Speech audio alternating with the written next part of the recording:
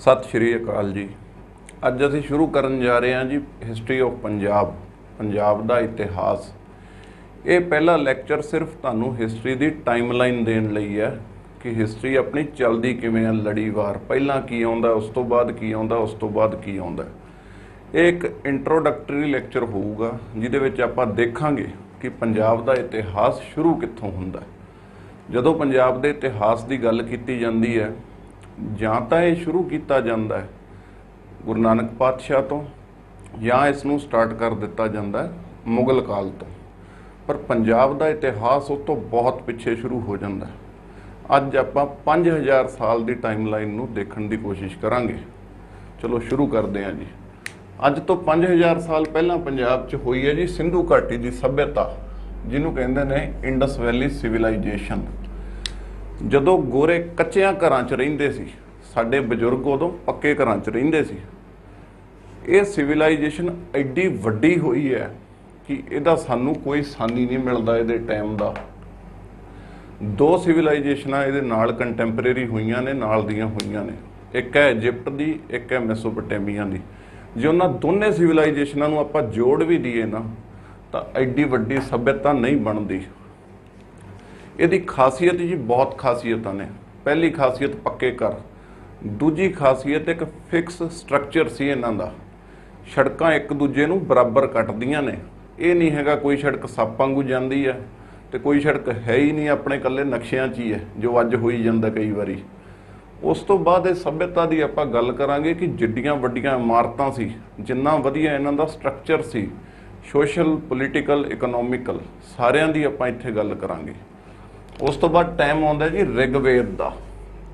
इत्थे एक थ्योरी आउंदी है कि आर्यंस भारतीय सी या बाहरों आए सी। ये चीज़ आपां इत्थे देखण की कोशिश करांगे। ये रिगवेद साडी पंजाब की धरती ते ही लिखिया गया। ये पहला ग्रंथ है सनातन मत का। उस तो बाद आउंदा जी लेटर वैदिक एज। इस टाइम च आके रीति रिवाज इन्ने क हावी हो जाते हैं कि आम बंदे वास्ते कुछ नहीं बचता। जो आम बंदा दुखी हो गया तो वो रिस्पोंस च कुछ ना कुछ होना हुंदा है। ये रिस्पोंस च आया जी बुद्धिज़म ते जैनिज़म, आ दो धर्म। ये जवाब च आए सी, ये रिस्पोंस च आए सी, रिएक्शन च आए सी। इस टाइम दे विच आपां 3 होर ग्रंथां नूं देखांगे। किहड़े किहड़े सी वो आपां इन्हां दा जिक्र अगे करांगे। बुद्धिज़म ते जैनिज़म इन्हां ने जी अहिंसा ते ना करन ते इन्ना जोर दिता, सॉरी हिंसा ना करन ते इन्ना जोर दिता कि जदों बाद विच भारत विच अटैकां दा दौर चलिया तो कोई लड़न नूं ही तैयार नहीं सी। क्यों? इन्हां ने कहा ना अहिंसा परमो धर्मा। बाद च महात्मा गांधी ने इस गल का बहुत गुणगान किया, उन्होंने जाके आपां अगे देखांगे। फिर आउंदा जी भारत च पंजाब च साडे च अलैगजैंडर। अलैगजैंडर नूं आपां पंजाबी दे विच कहने आ सिकंदर। कई इहनूं सिकंदर महान भी लिखते हैं, अलैगजैंडर दी ग्रेट। आपां इत्थे देखण की कोशिश करांगे कि ये सच्ची ग्रेट सी या इतिहास च बना दिता गया। एक गाना भी आया सी पिछे जे, वड़िया जद पंजाब च मूरे टक्कर गया जट पोरस, बब्बू मान ने गाया सी। ਇਹਦੀ जंग हुई सी जी 326 BC ਦੇ ਵਿੱਚ, मतलब ਜਿਹੜੀ क्राइस्ट ਦੀ इरा चलती है उस तो ਪਹਿਲਾਂ ਦੀਆਂ ਗੱਲਾਂ ਨੇ। ਇਹ इस जंग ਵਿੱਚ ਆਪਾਂ ਦੇਖਣ ਦੀ ਗੱਲ ਕਰਾਂਗੇ, ਦੇਖਣ ਦੀ ਕੋਸ਼ਿਸ਼ ਕਰਾਂਗੇ ਕਿ ਪੋਰਸ ਹਾਰਿਆ ਸੀ ਕਿ ਜਿੱਤਿਆ ਸੀ। ਜੇ ਅਲੈਗਜ਼ੈਂਡਰ ਹਾਰ ਗਿਆ ਸੀ ਫਿਰ ਅਲੈਗਜ਼ੈਂਡਰ ਦੀਆਂ ਯਾਦਗਾਰਾਂ ਸਾਨੂੰ ਇੱਥੇ ਕਿਉਂ ਮਿਲਦੀਆਂ ਨੇ? ਅਲੈਗਜ਼ੈਂਡਰ ਦਾ ਉਹ ਘੋੜਾ ਜਿਹੜਾ ਇਸ ਜੰਗ ਵਿੱਚ ਮਾਰਿਆ ਗਿਆ, बुसेफलस नाम सी घोड़े का, उसकी यादगार अलैगजैंडर इत्थे बना के गया। उन्होंने भी आपां देखण की कोशिश करांगे। एक यादगार होर बनाई सी। जे हार ही गया सी तो यादगारां कित्थों बन गईयां, पर जे जित गया सी तो भारत च गांह क्यों नहीं गया, पिछे क्यों मुड़ गया? उन्हां सारे कारणों नूं आपां इहदे च देखण की कोशिश करांगे। फिर आउंदा जी मौर्यन अंपायर, मौर्यंस दा राज, जिहदे विच होए ने चंद्रगुप्त मौर्य। चाणक्य इसे काल च होया। चाणक्य नीति तुहानूं अक्सर ही मिल जूगी। ਚਾਣਕਿਆ ਨੀਤੀ ਭਾਰਤ ਦੀ ਸਭ ਤੋਂ ਵੱਧ ਵਿਕਣ ਵਾਲੀ ਇੱਕ ਕਿਤਾਬ ਚੋਂ ਹੈ। ਕਿਸੇ ਮਰਜ਼ੀ ਬੱਸ ਸਟਾਪ ਤੇ ਚਲ ਜਾਓ, ਕਿਸੇ ਮਰਜ਼ੀ ਰੇਲਵੇ ਸਟੇਸ਼ਨ ਤੇ ਚਲ ਜਾਓ, ਚਾਣਕਿਆ ਨੀਤੀ ਤੁਹਾਨੂੰ ਆਮ ਮਿਲੂਗੀ। ਅੱਜ ਦਾ ਮਾਡਰਨ ਚਾਣਕਿਆ ਕਈ ਅਮਿਤ ਸ਼ਾਹ ਨੂੰ ਵੀ ਕਹੀ ਜਾਂਦੇ ਨੇ। ਇਹ ਚਾਣਕਿਆ ਦਾ ਕੀ ਰੋਲ ਸੀ ਮੌਰੀਅਨ ਅੰਪਾਇਰ ਨੂੰ ਬਣਾਉਣ ਦੇ ਵਿੱਚ। ਉਸ ਤੋਂ ਬਾਅਦ ਬਿੰਦੂਸਾਰ ਨੂੰ ਦੇਖਾਂਗੇ, ਉਸ ਤੋਂ ਬਾਅਦ ਦੇਖਾਂਗੇ ਰਾਜੇ ਅਸ਼ੋਕ ਨੂੰ। ਉਸ ਅਸ਼ੋਕ ਨੂੰ ਜਿਹਦਾ ਆਪਾਂ ਨੂੰ ਇਤਿਹਾਸ ਦੇ ਵਿੱਚ ਕੋਈ ਮੁਕਾਬਲਾ ਨਹੀਂ ਮਿਲਦਾ। ਜੇ ਆਪਾਂ ਐਂਸ਼ੀਐਂਟ ਹਿਸਟਰੀ ਦੀ ਗੱਲ ਕਰੀਏ ਤਾਂ ਇਹ ਰਾਜੇ ਦਾ ਜਿਹੜਾ ਰਾਜ ਸੀ ਉਹ ਐਡੇ ਵੱਡੇ ਇਲਾਕੇ 'ਚ ਸੀ ਕਿ ਗੋਰੇ ਵੀ ਓਡੇ ਵੱਡੇ ਇਲਾਕੇ 'ਚ ਰਾਜ ਨਹੀਂ ਕਰ ਪਾਏ। ਕਿਉਂ? ਕਿਉਂਕਿ ਗੋਰਿਆਂ ਦਾ ਜਿਹੜਾ ਰਾਜ ਭਾਰਤ ਵਿੱਚ ਸੀਗਾ ਉਹਦੇ ਵਿੱਚ ਕੁਝ ਆਜ਼ਾਦ ਰਾਜੇ ਸੀ ਛੋਟੇ ਛੋਟੇ, ਜਿਵੇਂ ਪਟਿਆਲੇ ਦੀ ਰਿਆਸਤ ਨੂੰ ਕੁਝ ਛੂਟਾਂ ਸੀ, ਨਾਭੇ ਦੀ ਰਿਆਸਤ ਨੂੰ ਕੁਝ ਛੂਟਾਂ ਸੀ, ਫਰੀਦਕੋਟ ਦੀ ਰਿਆਸਤ ਨੂੰ ਕੁਝ ਛੂਟਾਂ ਸੀ। ਪਰ ਇੱਥੇ ਜਿਹੜੇ ਆਪਾਂ ਮੌਰੀਅਨ ਵੰਸ਼ ਦੀ ਗੱਲ ਕਰਦੇ ਹਾਂ, ਇੱਥੇ ਇੱਕੋ ਝੰਡਾ ਹੈ ਜੀ, ਸਿਰਫ ਮੌਰੀਅਨ ਅੰਪਾਇਰ ਦਾ ਰਾਜ ਹੈ ਬਹੁਤ ਵੱਡੇ ਇਲਾਕੇ 'ਚ। ਕਦੇ ਆਪਾਂ ਮੈਪ ਦੇਖਾਂਗੇ ਇਹਨਾਂ ਦਾ ਤੇ ਉਹ ਮੈਪ ਨੂੰ ਤੁਸੀਂ ਕੰਪੇਅਰ ਕਰਕੇ ਦੇਖਿਓ ਹੋਰ ਕਿਸੇ ਵੀ ਰਾਜ ਨਾਲ, ਫਿਰ ਤੁਹਾਨੂੰ ਪਤਾ ਲੱਗੂਗਾ ਕਿ ਮੌਰੀਅਨ ਦਾ ਰਾਜ ਕਿੱਡੇ ਵੱਡੇ ਇਲਾਕੇ 'ਚ ਸੀ। ਫਿਰ ਪੰਜਾਬ ਤੇ ਸ਼ੁਰੂ ਹੁੰਦੇ ਨੇ ਜੀ ਬਾਹਰ ਦੇ ਹਮਲੇ। ਪਰ ਇਹ ਰੂਲਰ ਜਿਹੜੇ ਆਏ ਨੇ ਪੰਜਾਬ ਦੇ ਵਿੱਚ, ਇਹ ਅੰਗਰੇਜ਼ਾਂ ਵਰਗੇ ਨਹੀਂ ਸੀ ਜਿਹੜੇ ਇੱਥੋਂ ਦਾ ਸਾਰਾ ਕੁਝ ਲੁੱਟ ਕੇ ਆਪਦੇ ਦੇਸ਼ ਵਾਸਤੇ ਵਰਤਦੇ ਸੀ। ਇਹਨਾਂ ਨੇ ਸਾਡੇ ਦੇਸ਼ ਦੇ ਸੰਸਾਧਨ ਰਿਸੋਰਸਿਸ ਆਪਦੇ ਵਾਸਤੇ ਨਹੀਂ ਵਰਤੇ। ਇਹ ਇੱਥੇ ਆਏ ਤੇ ਇੱਥੋਂ ਦੇ ਹੀ ਹੋ ਕੇ ਰਹਿ ਗਏ। ਇੱਕ ਇਹੀ ਕਾਰਨ ਹੈ ਕਿ ਪੰਜਾਬ ਦੇ ਵਿੱਚ ਆਪਾਂ ਦੇਖਾਂਗੇ ਅਟੈਕ ਬਹੁਤ ਸਾਰੇ ਹੋਏ। ਸ਼ਾਇਦ ਐਸੇ ਕਰਕੇ ਹੀ ਇੱਥੋਂ ਦੇ ਲੋਕ ਦਲੇਰ ਨੇ, ਐਸੇ ਕਰਕੇ ਹੀ ਇੱਥੋਂ ਦਾ ਇਤਿਹਾਸ ਲਿਖਣ ਦਾ ਟਾਈਮ ਨਹੀਂ ਮਿਲਿਆ। ਇਹਨਾਂ ਸਾਰਿਆਂ ਨੂੰ ਆਪਾਂ ਦੇਖਣ ਦੀ ਕੋਸ਼ਿਸ਼ ਕਰਾਂਗੇ। ਆਪਾਂ ਦੇਖਾਂਗੇ ਕਿ ਗੱਲ ਸੀ ਕੀ, ਗੱਲ ਬਣ ਕੀ ਗਈ। ਇਹ ਲੜੀਵਾਰ ਪੜ੍ਹਨ ਦਾ ਇੱਕੋ ਮਤਲਬ ਹੈ ਜੀ, ਤਾਂ ਕਿ ਤੁਹਾਨੂੰ ਪੂਰੀ ਇਤਿਹਾਸ ਦੀ ਗੇਮ ਸਮਝ ਆ ਜੇ। ਆਪਾਂ ਸਮੁੰਦਰ ਗੁਪਤਾ ਨੂੰ ਵੀ ਦੇਖਣ ਦਾ ਜ਼ਿਕਰ ਕਰਾਂਗੇ। ਅੱਛਾ, ਗੁਪਤਿਆਂ ਨੂੰ ਲੈ ਕੇ ਇੱਕ ਬਹੁਤ ਵਧੀਆ ਚੀਜ਼ ਜਿਹੜੀ ਆਪਾਂ ਨੂੰ ਇਤਿਹਾਸ 'ਚ ਮਿਲਦੀ ਹੈ ਕਿ ਇਹਨਾਂ ਦਾ ਜਿੰਨਾ ਵੀ ਇਤਿਹਾਸ ਹੈ ਉਹ ਸਾਨੂੰ ਸਿੱਕਿਆਂ ਤੋਂ ਮਿਲਦਾ ਹੈ, ਜਿਹਨੂੰ ਆਪਾਂ ਨੂਮਿਸਮੈਟਿਕਸ ਕਹਿੰਦੇ ਆ। ਉਹ ਸਿੱਕਿਆਂ ਨਾਲ ਹੀ ਇਹਨਾਂ ਦਾ ਸਾਰਾ ਇਤਿਹਾਸ ਲੱਭਿਆ ਗਿਆ। ਜੇ ਇਹਨਾਂ ਦੇ ਸਿੱਕੇ ਨਾ ਹੁੰਦੇ ਤਾਂ ਸ਼ਾਇਦ ਆਪਾਂ ਨੂੰ ਮੌਰੀਅਨ ਦਾ ਇਤਿਹਾਸ ਲੜੀਵਾਰ ਤਰੀਕੇ ਨਾਲ ਨਾ ਮਿਲਦਾ। ਐਸੇ ਕਰਕੇ ਇਹਨਾਂ ਦੇ ਸਿੱਕਿਆਂ ਤੇ UPSC 'ਚ ਵੀ ਸਵਾਲ ਆਇਆ, ਜਿਹਦੇ ਚੋਂ ਅੱਗੇ IAS IPS ਬਣਦੇ ਨੇ। ਆਪਾਂ ਉਹ ਵੀ ਸਵਾਲ ਨੂੰ ਇੱਥੇ ਦੇਖਾਂਗੇ ਵੀ ਉਹ ਕੀ ਗੱਲ ਸੀ ਜਿਹੜਾ ਇੱਕ ਐਡੀ ਵੱਡੀ ਸੰਸਥਾ ਨੇ ਸਵਾਲ ਕੀਤਾ।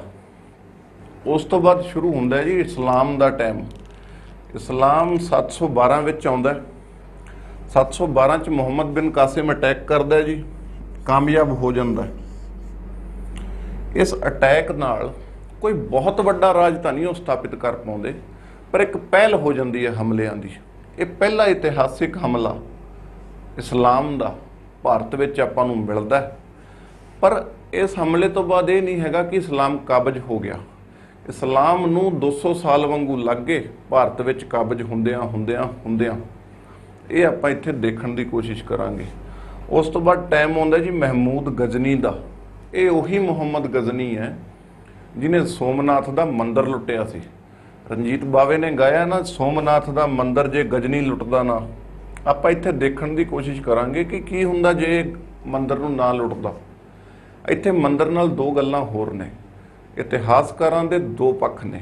ਕੁਝ ਇਤਿਹਾਸਕਾਰ ਕਹਿੰਦੇ ਆ ਜਦੋਂ ਇਹਨੇ ਮੰਦਿਰ ਲੁੱਟਿਆ ਤਾਂ ਉੱਥੇ ਜੋਤਰਲਿੰਗ ਸੀ, ਉਹਨੂੰ ਤੋੜਤਾ ਇਹਨੇ। ਕੁਝ ਇਤਿਹਾਸਕਾਰ ਕਹਿੰਦੇ ਨੇ ਜੀ ਨਹੀਂ ਤੋੜਿਆ, ਜਿਵੇਂ ਪ੍ਰੋਫੈਸਰ ਰੋਮਿਲਾ ਥਾਪਰ ਕਹਿੰਦੇ ਆ ਨਹੀਂ ਤੋੜਿਆ। ਇਹ ਆਪਾਂ ਦੇਖਣ ਦੀ ਕੋਸ਼ਿਸ਼ ਕਰਾਂਗੇ ਕਿ ਇਹਨੇ ਤੋੜਿਆ ਜਾਂ ਨਹੀਂ ਤੋੜਿਆ। ਫਿਰ ਟਾਈਮ ਹੁੰਦਾ ਹੈ ਜੀ ਸ਼ੁਰੂ ਗੌਰੀਆਂ ਦਾ। ਇਹਨਾਂ ਦਾ ਡਾਇਰੈਕਟ ਰੂਲ ਸੀ ਇੱਥੇ। ਇਹ ਰੂਲ ਡਾਇਰੈਕਟ ਨਹੀਂ ਸੀ, ਇਹ ਆਪ ਇੱਥੋਂ ਚਲ ਗਿਆ, ਆਪਦੇ ਬੰਦੇ ਥਾਪ ਗਿਆ। ਫਿਰ ਗੌਰੀਆਂ ਦਾ ਰੂਲ ਆਉਂਦਾ ਜੀ। ਇਹ ਕੋਈ ਜ਼ਿਆਦਾ ਟਾਈਮ ਤਾਂ ਰੂਲ ਕਰ ਨਹੀਂ ਪਾਏ, ਜਿਵੇਂ ਤੁਸੀਂ ਇੱਥੇ ਦੇਖ ਸਕਦੇ ਹੋ ਕਿੰਨੇ ਕੁ ਸਾਲਾਂ ਦਾ ਰਾਜ ਹੋਊਗਾ, ਕਿਤੇ 16 ਕੁ ਸਾਲਾਂ ਦਾ ਰਾਜ ਹੈ। ਪਰ ਇਹ ਹੈ ਬੜਾ ਇੰਪੋਰਟੈਂਟ। ਕਿਉਂ? ਇਹਦੇ ਜਾਣ ਤੋਂ ਬਾਅਦ ਇਹ ਆਪਦੇ ਗੁਲਾਮਾਂ ਨੂੰ ਇੱਥੇ ਛੱਡ ਗਿਆ।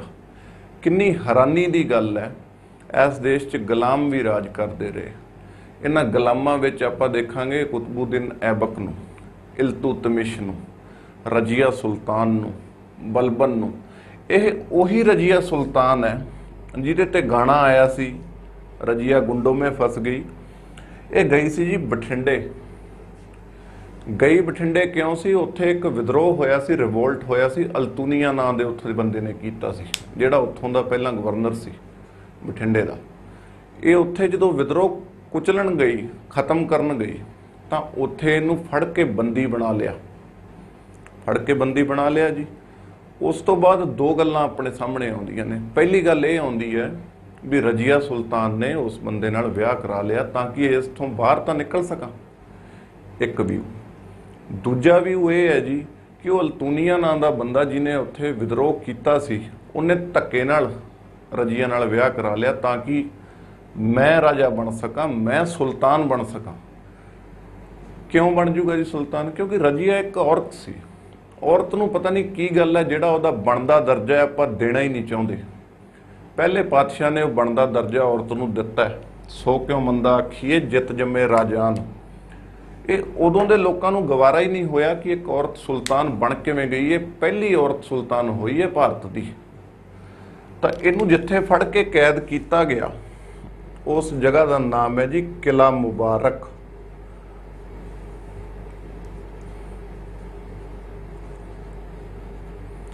ਇੱਕ ਕਿਲਾ ਹੈ ਜੀ ਬਠਿੰਡੇ 'ਚ। ਇਹ ਕਿਲੇ ਦੇ ਇਤਿਹਾਸ ਵੱਲ ਆਪਾਂ ਜੇ ਨਿਗਾਹ ਮਾਰੀਏ ਤਾਂ ਕਿਹਾ ਜਾਂਦਾ ਹੈ ਕਿ ਪਹਿਲੀ ਸਦੀ ਦੇ ਵਿੱਚ ਇਹ ਕਿਲਾ ਬਣਾਇਆ ਸੀ। ਉਦੋਂ ਇਹਨੂੰ ਮਿੱਟੀ ਦਾ ਬਣਾਇਆ ਗਿਆ ਸੀ, ਤਾਂ ਆਪਾਂ ਇਹਨੂੰ ਗੜ੍ਹੀ ਕਵਾਂਗੇ। ਰਾਜਾ ਦਾਬ ਨੇ ਬਣਾਇਆ ਸੀ ਇਹਨੂੰ, ਕਿੰਗ ਦਾਬ। ਉਸ ਤੋਂ ਬਾਅਦ ਇਸ ਕਿਲੇ ਤੇ ਭੱਟੀਆਂ ਦਾ ਕਬਜ਼ਾ ਹੋਇਆ 3 ਸੈਂਚਰੀ ਦੇ ਵਿੱਚ। ਉਦੋਂ ਰਾਓ ਭੱਟੀ ਨਾਮ ਆਉਂਦਾ ਜੀ ਇੱਕ, ਜਿਨ੍ਹਾਂ ਨੇ, ਇਹ ਉਹੀ ਰਾਓ ਭੱਟੀ ਸਾਹਿਬ ਨੇ ਜਿਨ੍ਹਾਂ ਨੇ ਬਠਿੰਡੇ ਨੂੰ ਬਠਿੰਡੇ ਦਾ ਨਾਮ ਦਿੱਤਾ। ਇੱਥੋਂ ਬਠਿੰਡੇ ਦਾ ਨਾਮ ਬਠਿੰਡਾ ਪੈ ਗਿਆ। ਉਸ ਤੋਂ ਬਾਅਦ ਭੱਟੀਆਂ ਨੂੰ ਬਰਾੜਾ ਨੇ ਪੱਟਤਾ ਇੱਥੋਂ। ਫਿਰ ਜ਼ਿਕਰ ਆਉਂਦਾ ਜੀ ਆ ਕਿਲੇ ਦਾ ਇਤਿਹਾਸ ਇੰਨਾ ਪੁਰਾਣਾ ਆ ਕਿ ਆਪਣੀ ਜਿਹੜੀ ਇੱਕ ਆਰਗੇਨਾਈਜੇਸ਼ਨ ਹੈ ਆਰਕੀਓਲੋਜੀਕਲ ਸਰਵੇ ਆਫ ਇੰਡੀਆ, ਜਿਹੜੀ 1861 ਵਿੱਚ ਗੋਰਿਆਂ ਨੇ ਬਣਾਈ ਸੀ, ਤੇ ਉਦੋਂ ਉਹਦਾ ਪਹਿਲਾ ਹੈੱਡ ਅਲੈਗਜ਼ੈਂਡਰ ਕਨਿੰਗਮ ਸੀ। ਆਜ਼ਾਦੀ ਤੋਂ ਬਾਅਦ ਇਸ ਕਿਲੇ ਨੂੰ ASI ਨੇ, ਆਰਕੀਓਲੋਜੀਕਲ ਸਰਵੇ ਆਫ ਇੰਡੀਆ ਨੇ ਰੱਖਿਆ ਜੀ ਨੈਸ਼ਨਲ ਇੰਪੋਰਟੈਂਸ ਵਿੱਚ। ਇੰਨੀ ਅਹਿਮੀਅਤ ਇਹ ਕਿਲਾ ਰੱਖਦਾ। ਤੇ ਉਸ ਤੋਂ ਬਾਅਦ ਆ ਕਿਲੇ ਤੇ ਗਜਨੀ ਦਾ ਅਟੈਕ ਹੋਇਆ। ਫਿਰ ਇਸ ਕਿਲੇ ਤੇ ਅਟੈਕ ਹੋਇਆ ਮੁਹੰਮਦ ਗੌਰੀ ਦਾ। ਮੁਹੰਮਦ ਗੌਰੀ ਨੂੰ ਉੱਥੇ 13 ਮਹੀਨਿਆਂ ਦੀ ਜੰਗ ਕਰਕੇ ਪ੍ਰਿਥਵੀ ਰਾਜ ਚੌਹਾਨ ਸਾਹਿਬ ਨੇ ਕੱਢਿਆ। ਪਰ ਮੁਹੰਮਦ ਗੌਰੀ, ਜਿਵੇਂ ਤੁਹਾਨੂੰ ਸਾਰਿਆਂ ਨੂੰ ਪਤਾ ਹੈ ਕਿ ਬੈਟਲ ਆਫ ਤਰਾਇਨ ਦੀ ਦੂਜੀ ਜੰਗ ਵਿੱਚ ਜਿਹੜੀ ਹੋਈ ਸੀ 1192 ਵਿੱਚ, 1192 ਵਿੱਚ, ਉੱਥੇ ਮੁਹੰਮਦ ਗੌਰੀ ਦਾ ਰਾਜ ਇੱਥੇ ਦੁਬਾਰਾ ਕਾਬਜ ਹੋ ਗਿਆ, ਇਕੱਲੇ ਕਿਲੇ ਤੇ ਹੀ ਨਹੀਂ ਭਾਰਤ ਵਿੱਚ। ਐਸੇ ਕਰਕੇ 2 ਬੈਟਲ ਹੋਈਆਂ ਤਰਾਇਨ ਦੀਆਂ। ਉਹ ਦੋਨੇ ਜੰਗਾਂ ਨੂੰ ਆਪਾਂ ਦੇਖਾਂਗੇ, ਇੱਕ 1191 ਵਿੱਚ, ਇੱਕ 1101 ਸਾਲ ਬਾਅਦ ਹੀ 92 ਵਿੱਚ ਹੋ ਗਈ ਸੀ। ਉਸ ਤੋਂ ਬਾਅਦ ਆ ਕਿਲੇ ਦੇ ਵਿੱਚ ਬਾਬਰ ਵੀ ਆਇਆ ਜੀ। ਇਸ ਕਿਲੇ ਵਿੱਚ ਬਾਬਰ ਦੀਆਂ 3 ਤੋਪਾਂ ਅੱਜ ਵੀ ਪਈਆਂ ਨੇ। ਰਜੀਆ ਸੁਲਤਾਨ ਦਾ ਜਿੱਥੇ ਉਹਨੂੰ ਰੱਖਿਆ ਗਿਆ ਸੀ, ਉੱਥੇ ਉਹਦਾ ਮਹਿਲ ਵੀ ਬਣਿਆ ਹੋਇਆ। ਫਿਰ ਇਹ ਕਿਲਾ ਆਉਂਦਾ ਹੈ ਜੀ ਥੱਲੇ ਆਲਾ ਸਿੰਘ ਦੇ, ਪਟਿਆਲੇ ਵਾਲੇ ਆਲਾ ਸਿੰਘ, ਉਹਨਾਂ ਦੀ ਫਿਰ ਪੂਰੀ ਪੀੜ੍ਹੀ ਚੱਲਦੀ ਹੈ। ਇਸ ਕਿਲੇ ਦੇ ਵਿੱਚ 10ਮ ਪਾਤਸ਼ਾਹ ਵੀ ਆਏ ਨੇ। ਐਸੇ ਕਰਕੇ ਇਸ ਕਿਲੇ ਦਾ ਇੱਕ ਨਾਮ ਗੋਬਿੰਦਗੜ੍ਹ ਵੀ ਹੈ, ਜਿੱਥੇ ਅੱਜ ਸ਼ਸਤਰ ਸੁਸ਼ੋਭਿਤ ਨੇ ਤੇ ਗੁਰੂ ਘਰ ਵੀ ਬਣਿਆ ਹੋਇਆ। ਇਸ ਕਿਲੇ 'ਚ ਖਾਸ ਕੀ ਸੀ ਜੀ ਇਹੋ ਜਿਹਾ ਕਿ ਟਾਈਮ ਟੂ ਟਾਈਮ ਇਸ ਕਿਲੇ ਵਿੱਚ ਇੰਨੇ ਅਟੈਕ ਹੁੰਦੇ ਰਹੇ। ਉਹ ਜੇ ਆਪਾਂ ਦੇਖਣ ਦੀ ਕੋਸ਼ਿਸ਼ ਕਰੀਏ ਤਾਂ ਇਹ ਹੈ ਜੀ ਮੁਲਤਾਨ। ਮੁਲਤਾਨ ਤੋਂ ਜਿਹੜਾ ਰਾਹ ਪੈਂਦਾ ਹੈ ਜੀ, ਕਿਹਦੇ ਵਾਸਤੇ? ਦਿੱਲੀ ਵਾਸਤੇ। ਤਾਂ ਉਹਦੇ ਰਾਹ 'ਚ ਪੈਂਦਾ ਹੈ ਬਠਿੰਡਾ। ਇਹਦਾ ਮਤਲਬ ਹੈ ਜਿਹੜਾ ਮੁਲਤਾਨ ਤੋਂ ਦਿੱਲੀ ਤੇ ਦਿੱਲੀ ਤੋਂ ਮੁਲਤਾਨ ਵਪਾਰ ਹੋਣਾ, ਉਹਦੇ ਵਿੱਚ ਬਠਿੰਡਾ ਇੱਕ ਬਹੁਤ ਇੰਪੋਰਟੈਂਟ ਠਹਿਰ ਸੀ ਵਪਾਰੀਆਂ ਦੀ। ਤੇ ਜਿਹੜਾ ਮੁਲਤਾਨ ਤੋਂ ਦਿੱਲੀ ਤੇ ਅਟੈਕ ਹੋਣਾ, ਉਹ ਐਂ ਤਾਂ ਹੋ ਨਹੀਂ ਸਕਦਾ ਕਿਉਂਕਿ ਰਾਹ ਇਹੀ ਬਣਦਾ।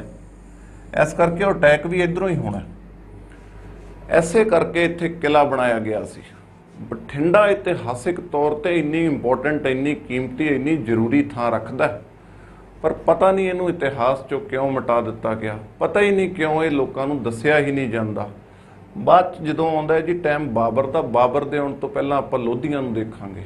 ਲੋਧੀਆਂ ਨੇ ਇੱਥੋਂ 2 ਸਿੱਧੂ ਤੇ ਬਰਾੜਾ ਨੂੰ ਇੱਥੋਂ ਇਸ ਸ਼ਹਿਰ 'ਚੋਂ ਉਠਾਤਾ ਸੀ, ਜਿਹੜੇ ਵਾਪਸ ਦੁਬਾਰੇ ਵਸਾਏ ਗਏ ਬਾਬਰ ਵੱਲੋਂ। ਇਹ ਵੀ ਆਪਾਂ ਅੱਗੇ ਦੇਖਾਂਗੇ। ਕਿਲੇ ਦੇ ਆਪਾਂ ਇਤਿਹਾਸ ਦੀ ਦੁਬਾਰਾ ਜ਼ਿਕਰ ਕਰੀਏ ਜੀ, ਇੱਥੇ ਜਿਹੜੀਆਂ ਇੱਟਾਂ ਮਿਲਦੀਆਂ ਨੇ ਉਹ ਕੁਸ਼ਾਨਸ ਦੇ ਟਾਈਮ ਦੀਆਂ ਮਿਲਦੀਆਂ ਨੇ। ਕਿਲਾ ਬਣਿਆ ਜੀ ਪਹਿਲੀ ਸੈਂਚਰੀ 'ਚ, ਰਾਜੇ ਦਾਬ ਨੇ ਬਣਾਇਆ। ਤੀਜੀ ਸੈਂਚਰੀ 'ਚ ਰਾਓ ਭੱਟੀਆਂ ਦਾ ਕਬਜ਼ਾ ਹੋ ਗਿਆ। ਫਿਰ ਇੱਥੇ ਰਜੀਆ ਸੁਲਤਾਨ ਨੂੰ ਗੁਲਾਮ ਰੱਖਿਆ ਗਿਆ।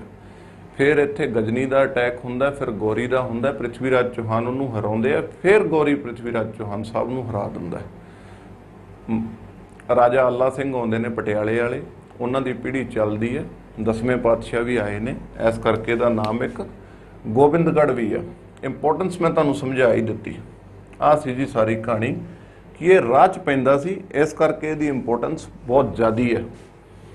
ਇਹ ਸਾਰੀਆਂ ਗੱਲਾਂ ਆਪਾਂ ਅੱਗੇ ਵੀ ਜ਼ਿਕਰ ਇਹਨਾਂ ਦਾ ਆਪਾਂ ਕਰਾਂਗੇ।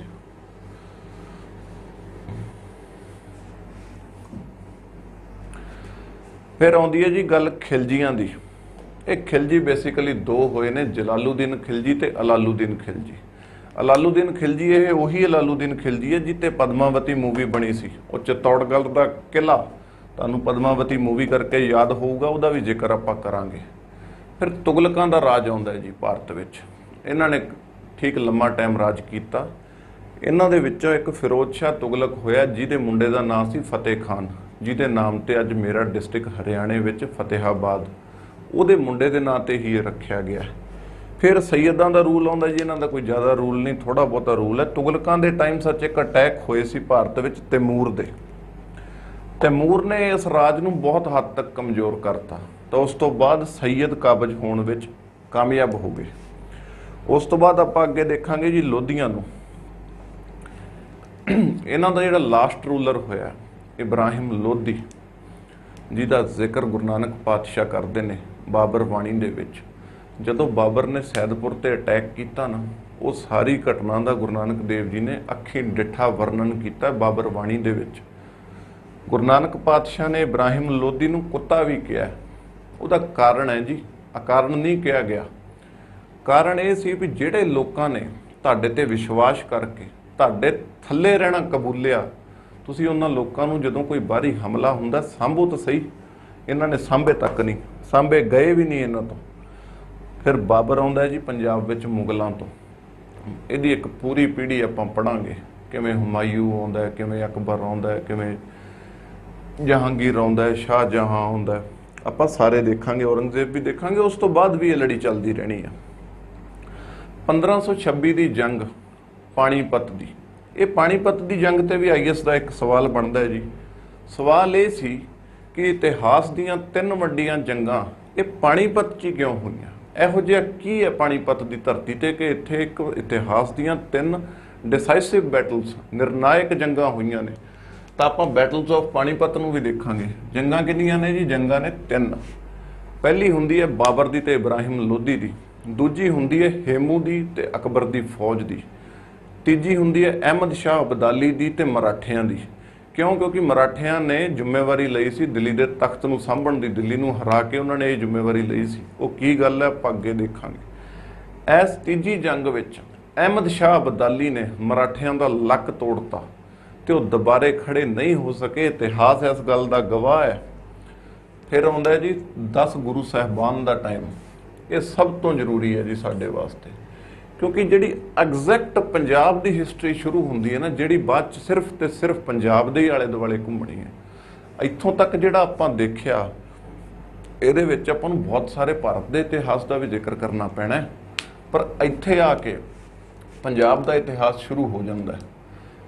ਪਹਿਲਾਂ ਸ਼ੁਰੂ ਹੁੰਦਾ ਹੈ ਜੀ ਇਹ ਗੁਰੂ ਨਾਨਕ ਪਾਤਸ਼ਾਹ ਦੇ ਜਨਮ ਤੋਂ, ਤੇ ਆਪਾਂ ਇਹਨੂੰ ਪੜ੍ਹਾਂਗੇ 10ਵੇਂ ਪਾਤਸ਼ਾਹ ਦੇ ਜੋਤੀ ਜੋਤ ਸਮਾਉਣ ਤੱਕ। ਇਹ ਬਹੁਤ ਇੰਪੋਰਟੈਂਟ ਟਾਈਮ ਪੀਰੀਅਡ ਹੈ। ਮੁੱਖ ਚੀਜ਼ਾਂ ਜਿਹੜੀਆਂ ਆਪਾਂ ਇਹਦੇ ਵਿੱਚ ਦੇਖਾਂਗੇ, ਗੁਰੂ ਨਾਨਕ ਦੇਵ ਜੀ ਨੇ ਸਾਨੂੰ ਸਿੱਖੀ ਦਿੱਤੀ। ਉਹ ਵੇਈ ਨਦੀ ਜਿਸ 'ਚ ਇਸ਼ਨਾਨ ਕਰਨ ਪਹਿਲੇ ਪਾਤਸ਼ਾਹ ਗਏ ਤੇ ਧੁਰਕੀ ਬਾਣੀ ਲੈ ਕੇ ਆਏ, ਉਹ ਨਦੀ ਦਾ ਅੱਜ ਹਾਲ ਕੀ ਹੈ ਜੀ? ਇਤਿਹਾਸ ਪੜ੍ਹਨ ਦਾ ਫਾਇਦਾ ਉਦੋਂ ਹੀ ਹੈ ਜਦੋਂ ਆਪਾਂ ਇਹਨੂੰ ਪਾਸਟ ਤੋਂ ਖਿੱਚ ਕੇ ਪ੍ਰੈਜੈਂਟ ਤੇ ਲਿਆਈਏ, ਨਹੀਂ ਕੋਈ ਲੰਮਾ ਚੌੜਾ ਫਾਇਦਾ ਨਹੀਂ ਇਹਦਾ। ਉਹ ਨਦੀ ਦਾ ਅੱਜ ਹਾਲ ਕੀ ਹੈ? ਅਸੀਂ ਉਹ ਨਦੀ ਸਾਂਭੀ ਕਿਉਂ ਨਹੀਂ, ਜਦੋਂ ਕਿ ਉਹ ਸਾਡੇ ਲਈ ਇੱਕ ਬਹੁਤ ਜ਼ਿਆਦਾ ਰਿਲੀਜੀਅਸ ਕਲਚਰਲ ਇੰਪੋਰਟੈਂਸ ਰੱਖਦੀ ਹੈ। ਫਿਰ ਆਪਾਂ ਦੇਖਾਂਗੇ ਦੂਸਰੇ ਗੁਰੂ ਨੇ ਸਾਨੂੰ ਗੁਰਮੁਖੀ ਦਿੱਤੀ। ਫਿਰ ਅਸੀਂ ਦੇਖਾਂਗੇ 5ਵੇਂ ਪਾਤਸ਼ਾਹ ਦੀ ਸ਼ਹਾਦਤ। ਫਿਰ ਅਸੀਂ ਦੇਖਾਂਗੇ 6ਵੇਂ ਪਾਤਸ਼ਾਹ ਨੇ ਜਿਹੜਾ ਸ਼ਸਤਰ ਤੇ ਸ਼ਾਸਤਰ ਦਾ ਸੁਮੇਲ ਕੀਤਾ, ਮੀਰੀ ਤੇ ਪੀਰੀ ਦੀਆਂ 2 ਤਲਵਾਰਾਂ ਪਾਈਆਂ। ਜਿਹਦਾ ਲਿਵਿੰਗ ਐਗਜ਼ਾਮਪਲ, ਲਾਈਵ ਐਗਜ਼ਾਮਪਲ ਆਪਾਂ ਨੂੰ ਮਿਲਦਾ ਹੈ ਅਕਾਲ ਤਖਤ ਤੇ ਦਰਬਾਰ ਸਾਹਿਬ। ਅਕਾਲ ਤਖਤ ਸ਼ਕਤੀ ਦਾ ਪ੍ਰਤੀਕ ਹੈ ਜੀ, ਇਸ ਕਰਕੇ ਉੱਚਾ ਹੈ। ਦਰਬਾਰ ਸਾਹਿਬ ਭਗਤੀ ਦਾ ਪ੍ਰਤੀਕ ਹੈ, ਇਸ ਕਰਕੇ ਨੀਵਾਂ ਹੈ। ਭਗਤ ਲੋਕ ਨਿਮਦੇ ਨੇ। ਉਸ ਤੋਂ ਬਾਅਦ ਆਪਾਂ ਦੇਖਾਂਗੇ ਗੋਦਾਵਰੀ ਦੇ ਕੰਢੇ ਤੋਂ। ਇੱਥੇ ਆਪਾਂ ਇੱਕ ਚੀਜ਼ ਹੋਰ ਦੇਖਣੀ ਆ, 9ਵੇਂ ਪਾਤਸ਼ਾਹ ਦੀ ਸ਼ਹਾਦਤ ਤੇ 10ਵੇਂ ਪਾਤਸ਼ਾਹ ਦਾ ਖਾਲਸੇ ਨੂੰ ਸਾਜਣਾ। ਖਾਲਸੇ ਦੀ ਜਨਮ ਭੂਮੀ ਵੀ ਦੇਖਾਂਗੇ, ਖਾਲਸੇ ਦੀ ਕਰਮ ਭੂਮੀ ਵੀ ਦੇਖਾਂਗੇ। ਖਾਲਸੇ ਦਾ ਜਨਮ ਹੁੰਦਾ ਜੀ ਆਨੰਦਪੁਰ 'ਚ, ਦਿਨ ਸੀ ਵਿਸਾਖੀ ਦਾ। ਇਹ ਬਣਦੀ ਹੈ ਜੀ ਤਰੀਕ 1699, 1699। ਮੁਕੱਦਸ ਧਰਤੀ, ਪਵਿੱਤਰ ਧਰਤੀ ਆਨੰਦਪੁਰ ਦੀ, ਜਿੱਥੇ ਖਾਲਸਾ ਸਾਜਿਆ ਗਿਆ। ਖਾਲਸੇ ਦਾ ਮਤਲਬ ਹੁੰਦਾ ਜੀ ਪਿਓਰ, ਖਾਲਸ। ਅੱਗੇ ਦਸਮ ਪਾਤਸ਼ਾਹ ਥਾਪੜਾ ਦੇ ਕੇ ਭੇਜਦੇ ਨੇ ਗੋਦਾਵਰੀ ਦੇ ਕੰਢੇ ਤੋਂ ਮਾਧੋ ਦਾਸ ਬਰਾਗੀ ਨੂੰ ਬੰਦਾ ਬਣਾ ਕੇ। ਇਹ ਆਪਾਂ ਇੱਥੇ ਜ਼ਿਕਰ ਕਰਾਂਗੇ ਜੀ। ਅੱਜ ਕਿੱਥੇ ਆ? ਮਹਾਰਾਸ਼ਟਰ। ਮਾਧੋ ਦਾਸ ਬਰਾਗੀ, ਜਿੰਨਾ ਚਿਰ ਮਾਧੋ ਦਾਸ ਬਰਾਗੀ ਸੀ ਉਦੋਂ ਤੱਕ ਤੁਸੀਂ ਉਹਨੂੰ ਪੜ੍ਹ ਸਕਦੇ ਹੋ, ਕੋਈ ਲੰਮੀ ਚੌੜੀ ਪ੍ਰਾਪਤੀ ਨਹੀਂ। ਜਦੋਂ ਬੰਦਾ ਬਣਿਆ ਗੁਰੂ ਦਾ, ਉਦੋਂ ਆ ਕੇ ਜਿਹੜੀ ਹਨੇਰੀ ਉਹਨੇ ਪੰਜਾਬ 'ਚ ਠਾਈ, ਮੁਗਲ ਕਾਲ ਨੂੰ ਜੜੋਂ ਪੱਟਤਾ। ਸਿੱਖਾਂ ਦਾ ਮੈਨੂੰ ਲੱਗਦਾ ਇਹ ਪਹਿਲਾ ਰਾਜ ਸਥਾਪਿਤ ਕੀਤਾ ਬਾਬਾ ਬੰਦਾ ਸਿੰਘ ਬਹਾਦਰ ਨੇ। ਬਾਬਾ ਬੰਦਾ ਸਿੰਘ ਬਹਾਦਰ ਦਾ ਟਾਈਮ ਆਪਾਂ 1708 ਤੋਂ 1716 ਤੱਕ 8 ਸਾਲਾਂ ਦਾ ਰਾਜ ਪੜ੍ਹਨਾ।